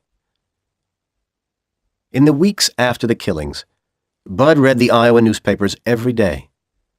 He read about the police investigation into the murders. He soon realized that the police weren't going to discover the identity of the killer. And he read about a man named Gordon Gant, who had lost his job as a disc jockey at the Blue River radio station. Gant had tried to tell both the police and Ellen's father that he had some information about the killings. He'd tried to tell them that Dorothy Kingship's death was a murder, not a suicide. And he'd tried to tell them that Ellen had been investigating her sister's death. The police hadn't believed him, so Gant had started to say rude things about them on his radio program. The owner of the radio station had been angry about that, and the disc jockey lost his job. Bud wasn't worried about Gant. He couldn't prove anything. But when the college term finished in June, Bud went unhappily back to his mother's house in Manasset. That summer, he argued with his mother every day. He was rude and angry all the time. Then one night, he had an idea. Perhaps the time he'd spent on Dorothy and Ellen had been useful. They were dead now, but Marion Kingship was still alive. And Leo Kingship was still a rich man. Bud knew a lot about Marion Kingship. Dorothy had talked about her, and Ellen had talked about her. He'd spent hours listening to both of them, talking about their family. Marion was very different from her sisters. He knew that. She liked serious novels and classical music. She liked the paintings of artists whose names he had never heard before. Bud had taken a piece of paper and written on it all the things that he knew about Marion Kingship. Marion Kingship. She likes books. Proust, Flaubert, Dickens, etc. Plays. Bernard Shaw, Tennessee Williams. Music. Stravinsky, Bartók. Painters. Renoir, Van Gogh, Hopper. Her favorite painter is Charles Demuth. Check spelling. Is it Demeuth? Food. She likes Italian and Armenian food best. Things to do. Read books on painters. Read Proust, Shaw, and Flaubert. Find out about Italian and Armenian restaurants in New York. After he had written the list, Bud put it in the small metal strongbox where he kept his most private things. His brochures from Kingship Copper Incorporated were in it too. He locked the box and hid it in a closet in his bedroom. The next day, Bud told his mother that he was not going to return to Caldwell College in September. "I want to go to New York," he'd said. "I'll get a job there. I've had a really good idea. I can't tell you about it yet. It's a secret." His mother had smiled at him. "You always have wonderful ideas, Bud," she'd said. On the Sunday afternoon after her first meeting with Bud Corliss, Marion Kingship was sitting in one of the big, bright rooms in the New York Museum of Modern Art. She often came to the museum on Sundays. It was her favorite place in the city. She was looking at some large statues when she heard a noise behind her. "Hello again, Marion," said Bud Corliss. "I didn't expect to see you here." Bud was lying. He had expected to see Marion there. He had been waiting near her apartment building when she came out, and he had followed her to the museum. "I love this museum," Bud went on. "I often come here." This was a lie, too. Bud had been there only once before. He'd found the rooms which contained paintings by the modern artists that Marion liked most. "I come often, too," Marion said. She smiled at the young man. "I always wanted Ellen to be interested in art," Bud said. "But she never wanted to go to museums or look at paintings. Ellen was a very sweet girl, but her tastes were so different from mine. I liked her very much, but I don't think that we would have stayed together after college." He looked sad for a moment. Then he smiled. "Let's look at the paintings together," he said. "I love American paintings. My favorite artist is an American. His name is Charles Demuth. Do you know his work, Marion?" Several hours later, as the two young people left the museum together, Bud held Marion's hand for a moment. "I'd like to take you to a restaurant for dinner tonight," he said. "There's a wonderful Armenian restaurant, not far from here. Do you like Armenian food, Marion?"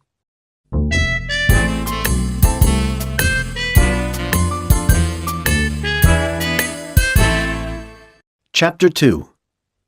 Gordon Gant. December 1951. It was December 24th, Christmas Eve. Marion Kingship looked at the newspaper she was holding, and she smiled. Tomorrow it would be Christmas Day, and a few days after that, it would be her wedding day. At last, she was going to be happy. She read the story in the newspaper again.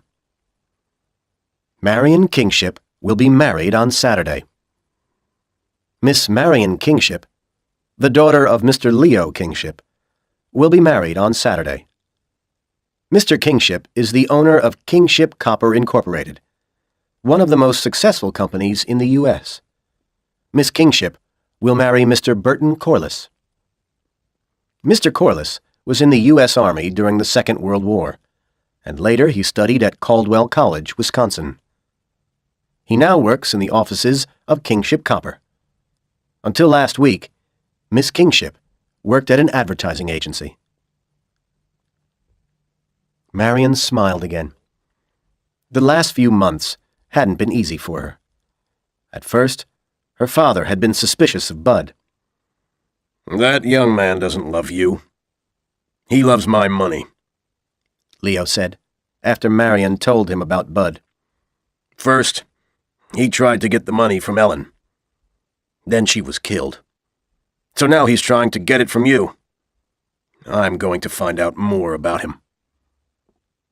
"If you do that," Marion had replied angrily, "I'll never speak to you again." Her father understood that she would do what she had said. He promised not to investigate Bud's life. Ellen told him that she and Bud wanted to get married. She told Leo that they loved one another. "We'll be so happy together," she'd said. "We like all the same things. We like the same books and plays and paintings. We even like the same food." At last, Leo changed his mind about Bud and about the marriage. "My wife and 2 of my daughters are gone," he'd said. "I don't want you to go too, Marion." The following week, Leo had given Bud a good job with his company. And now he had bought the 2 young people a beautiful house in New York City. They were going to live there when they were married. Everything was going to be okay. On the afternoon of Christmas Eve, Leo Kingship was working in his room at the Kingship Copper offices. The phone on Leo's desk rang, and he answered it. "There's someone here who wants to talk to you urgently, sir," his secretary said. "His name is Robert Detweiler." A moment later, a young man entered the room. He was carrying 2 books and a newspaper. Leo Kingship looked at him for a moment. "I've met you before," he said. "But your name isn't Detweiler." "You're right, sir," the young man replied. "I'm Gordon Gant. We met at Blue River in March. I thought that you would refuse to see me today if I told your secretary my real name. I came because I read a story in the newspaper this morning. A story about your daughter's wedding. There's something that I must tell you, sir." "Mr. Gant," Leo said, "please think carefully before you speak. In March, you told me and my daughter Marion about your meeting with Ellen. You told us that my daughter Dorothy had been murdered.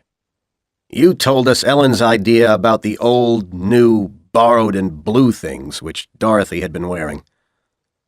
But the police said that Dorothy killed herself, and you couldn't prove that somebody else had killed her. I believe that your reasons for telling us about Ellen's ideas were good reasons, honest reasons," Leo went on. "But the things that you told Marion and me upset us very much.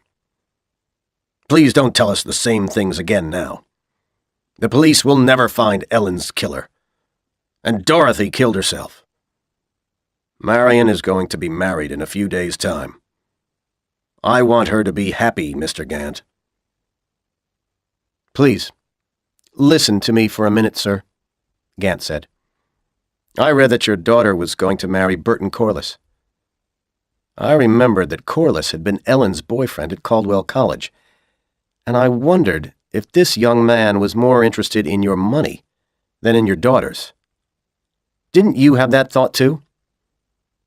But then I began to wonder if Corliss had also known Dorothy. I wondered if he had been the father of her child. I didn't know Corliss, but I began to wonder if he had been a student at Stoddard." "No, I'm sure that he wasn't at Stoddard, Mr. Gant," Leo said. "You're a student at Stoddard yourself. You were a second-year student at the same time as Dorothy. You told me that in March. If Corliss had been at Stoddard too, you would have known him." That's not true, sir, Gant replied. Stoddard is a very big university. There are more than 12,000 students there. Nobody can know all the other students. Ellen thought that I knew Dorothy because we were in the same English class. She was wrong. It was a very big class, and I never spoke to Dorothy. But I told you something important in March. On the evening Ellen died, she left a message for me. The message said that Dorothy's last boyfriend wasn't in the English class. And this morning, Gant went on, I remembered something that I read in Ellen's letter to Corliss. She said that she had first met him in the fall of 1950 at Caldwell. But Caldwell is a very small college, sir.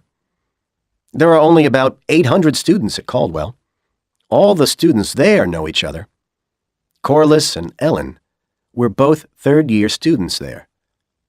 But they only met at the beginning of their third year. So Corliss must have come to Caldwell from another college that fall. That's why Ellen didn't meet him earlier. This is what I think happened, Gant went on. Burton Corliss was at Stoddard. He became Dorothy's boyfriend because she was your daughter. He wanted to marry a rich girl. When she became pregnant, he thought that you would be angry. He thought that you would stop giving Dorothy money. So he killed her. Then he moved to Caldwell because he still wanted your money, and he became Ellen's boyfriend. When Ellen discovered that Dorothy had been murdered, Corliss killed her too. And he killed a young man who was helping her. And now, Corliss has come to New York. Now, he'll get your money by marrying Marion. You can't prove any of this, Leo said angrily. Why are you telling me about it now? I only met Ellen for a few minutes, sir, Gant replied gently. But I liked her very much. I believe that people should know the truth about her death. And I think that Ellen's killer should be punished. And I can prove that Corliss was a student at Stoddard, he went on. When I remembered the words in Ellen's letter, I started to investigate. He opened one of the books that he was carrying. This is the Stoddard University yearbook for 1949 to 1950. And here is a picture of Mr. Corliss and a list of his classes. He pointed at the page. He wasn't in Dorothy's English class, but he was in her philosophy and economics classes. And they were very small classes. He must have known her. Gant opened the other book. Corliss is in the 1948-49 yearbook, too. Oh, God, Leo said miserably. Why didn't Marion tell me about this? Perhaps she doesn't know about it, Gant replied. The newspaper story says that Corliss was at Caldwell, but it says nothing about Stoddard. Why not? Perhaps Corliss hasn't told anybody in New York that he was ever a student there. So perhaps Marion doesn't know that he was a student there. And I think that you should tell her. I can't prove that he killed Dorothy or Ellen yet, but I can prove that he knew Dorothy before he knew Ellen. And you can tell Marion that Mr. Corliss is only interested in the kingship money. She won't believe me, Mr. Gant, Leo replied. She doesn't trust me. And she'll say, Bud didn't tell me that he knew Dorothy because he didn't want to upset me. There's nothing more I can do, Mr. Gant. Corliss's mother is coming to New York tonight. Marion will marry Corliss on Saturday. I can't stop it. Then I'll have to continue my investigation, Gant said. Goodbye, Mr. Kingship. Thank you for listening to me. He turned and left the room. That evening, Bud's mother arrived in New York. She had dinner at Leo's house. Marion was very happy to meet her. She liked Mrs. Corliss very much. "She's a sweet lady," Marion said to Bud after his mother had gone back to her hotel. "And you're a wonderful son to her." Mrs. Corliss was going to spend Christmas Day with her son and the Kingships. Then she was going to stay in the city until the wedding 4 days later.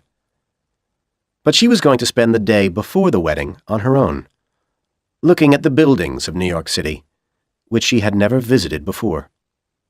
Leo had arranged for Bud, Marion, and himself to visit Kingship Copper's smelting works in Illinois on that day. Bud wanted to see the smelting works very much. On the evening of December 27th, Gordon Gant knocked at the door of Leo Kingship's house. "Why are you here?" Leo said nervously when he opened the door. "Marion mustn't see you here. If she thinks that I've asked someone to investigate Corliss, she'll never speak to me again." "Where is your daughter, sir?" asked Gant. "She's gone out with Corliss and his mother," Leo replied. "You can come in for a few minutes if you have something to tell me." "Listen to me, sir," Gant said when they were sitting in Leo's library. 2 days ago, I went to Manasset. I've never broken into anyone's house before. But you told me that Mrs. Corliss would be here in New York for Christmas. So I found out her address in Manasset, and I broke into the house. In a closet in Bud Corliss's bedroom, I found a strongbox. I broke it open, sir. And in the box, I found these." Gant gave Leo some Kingship Copper brochures.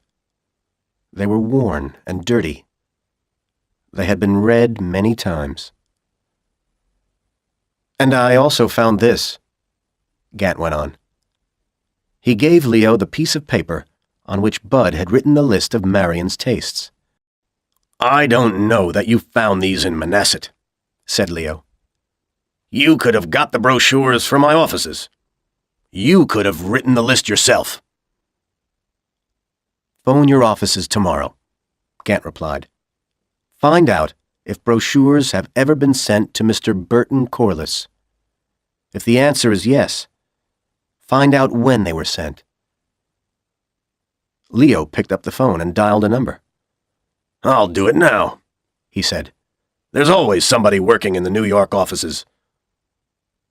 A moment later, he was talking to his secretary. Then there was silence for 3 or 4 minutes. Finally, Leo said, "I understand. Thank you." And he put the phone down. "You were right, Mr. Gant," he said. "I'm sorry that I didn't believe you.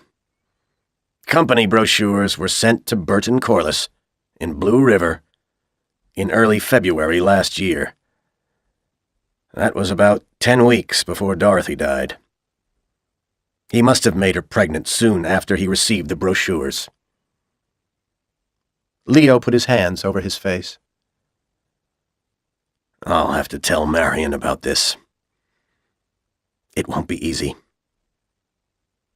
Then suddenly, Leo was very angry. "You were right about Corliss wanting my money, Mr. Gant," he said. "And I think that you were right about Corliss being a murderer, too. We can't prove it. The police will never believe us. But if he killed my daughters, he must be punished for it. We have to make him confess to the murders. Will you help me?" "Yes, I'll help you, sir," said Gant. "I'll tell Marion about this tonight," said Leo. "She must help us, too. She mustn't tell Corliss what we know about him. If he finds out about that, he'll escape. He'll disappear. So Marion must pretend that she's going to marry him on Saturday. And tomorrow, we'll go to the smelting works. You must come too, Mr. Gant. We'll make Corliss confess there. He won't be able to escape from the smelting works.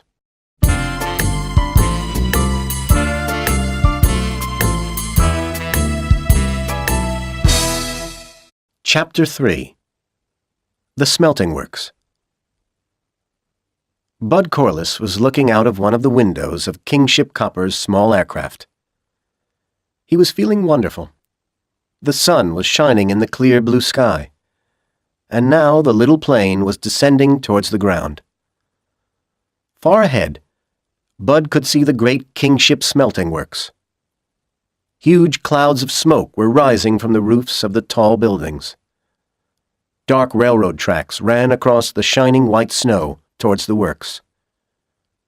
It was all so beautiful. Bud felt that this was the best day of his life. Leo and Marion were in the plane with him, and there was a young man called Detweiler, too. Leo had told Bud that Detweiler's father was one of the directors of the company. Soon, the plane landed in a field near the smelting works. Leo, Marion, Detweiler, and Bud were met by the manager of the works. They all had lunch together in the manager's office. Then the manager took Bud and Marion into a room where there were some large photographs. The photographs showed the different processes which were used to make pure copper. The manager talked about this for over an hour. Bud was very interested. He had never been so interested in anything in all his life. Leo isn't a young man, he said to himself. He won't live for many more years. And tomorrow, I'll be his daughter's husband. When Leo dies, all this will be mine. At that moment, Leo and Detweiler came into the room. Come up onto one of the catwalks now, Bud, Leo said. From the catwalks, you can see all the processes below you. You'll understand everything better then. Marion will stay here. Leo led Bud and Detweiler into one of the huge buildings where the smelting processes happened. It was very hot inside the building, and there was smoke everywhere. Leo pointed up towards the roof. The catwalk was a long platform which ran almost the whole length of the building, 50 feet above their heads. It had a metal floor and metal rails along its sides. Leo began to climb a ladder which led to the catwalk. Bud and Detweiler followed him. When they reached the catwalk, Leo told Bud to walk in front of Detweiler and himself. As the three men walked along the metal floor, holding the rails, Leo explained the smelting process again. As he spoke, he pointed to huge vats of hot liquid metal on the floor far below them. He explained what was in each vat. He explained how the copper was separated from the other metals which were found with it. Bud asked lots of questions, and Leo answered them. The catwalk ends over the last vat, Leo said. The copper in that vat is pure. A moment later, they reached the end of the catwalk. Bud looked down.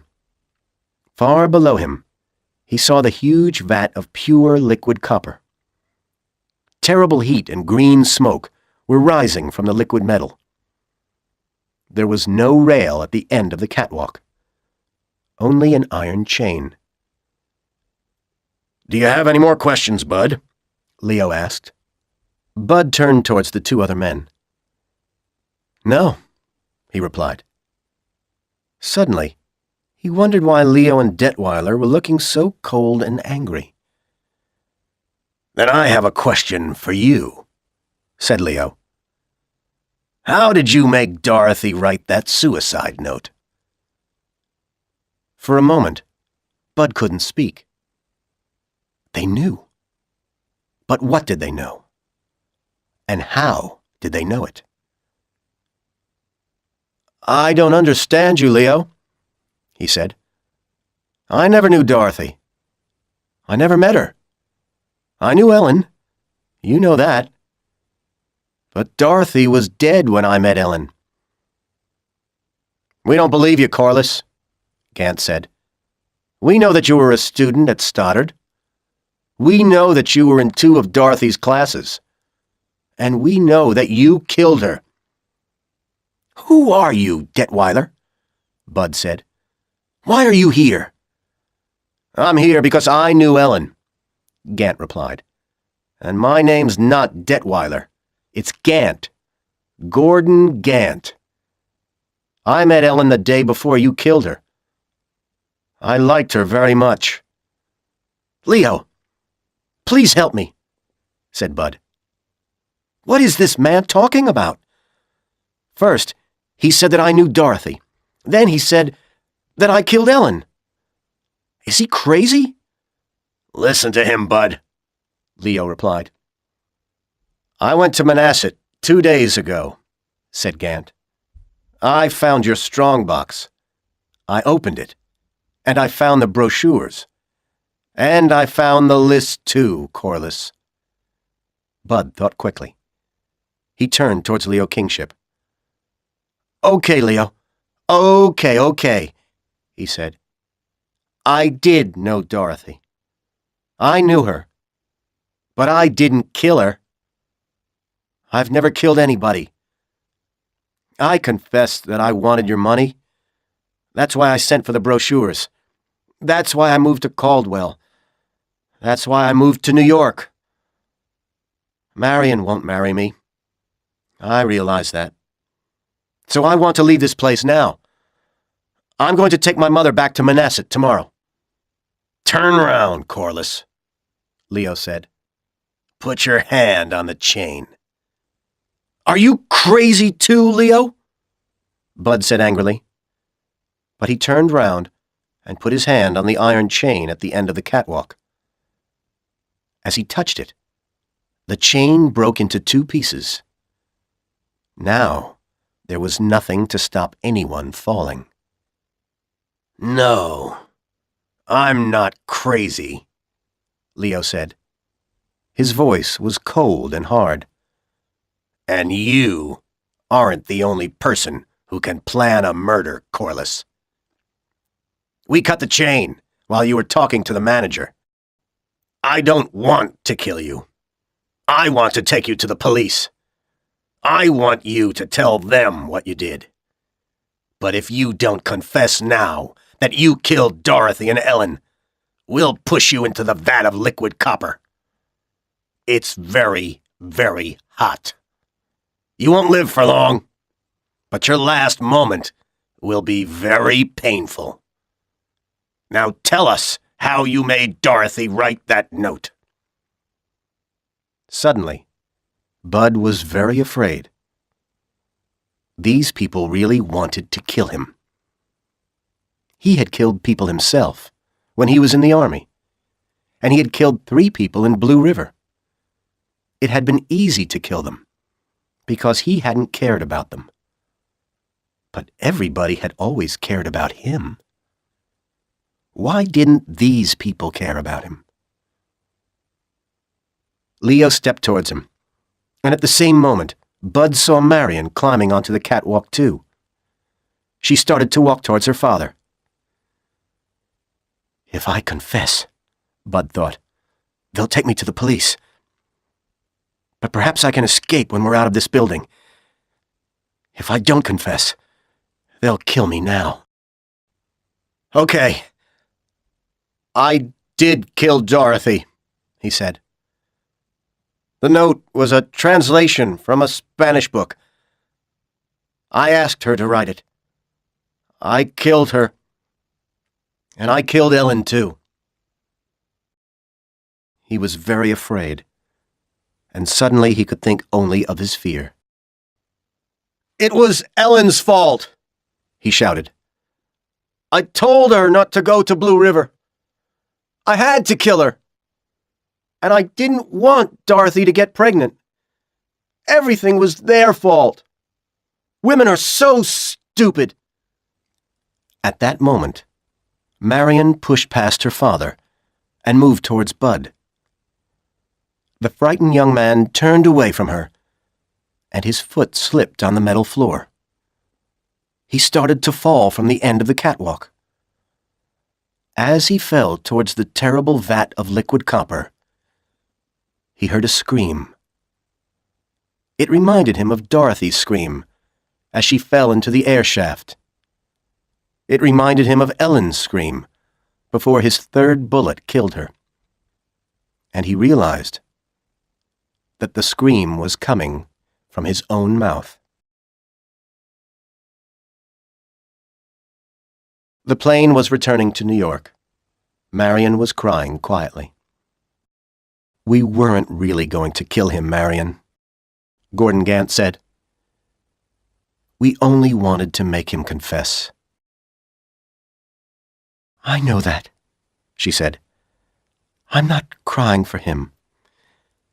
But I thought that I was going to be happy at last. You don't understand. You can't understand." She put her hands over her face. When the Kingships got back to Leo's house, they found Mrs. Corliss waiting for them.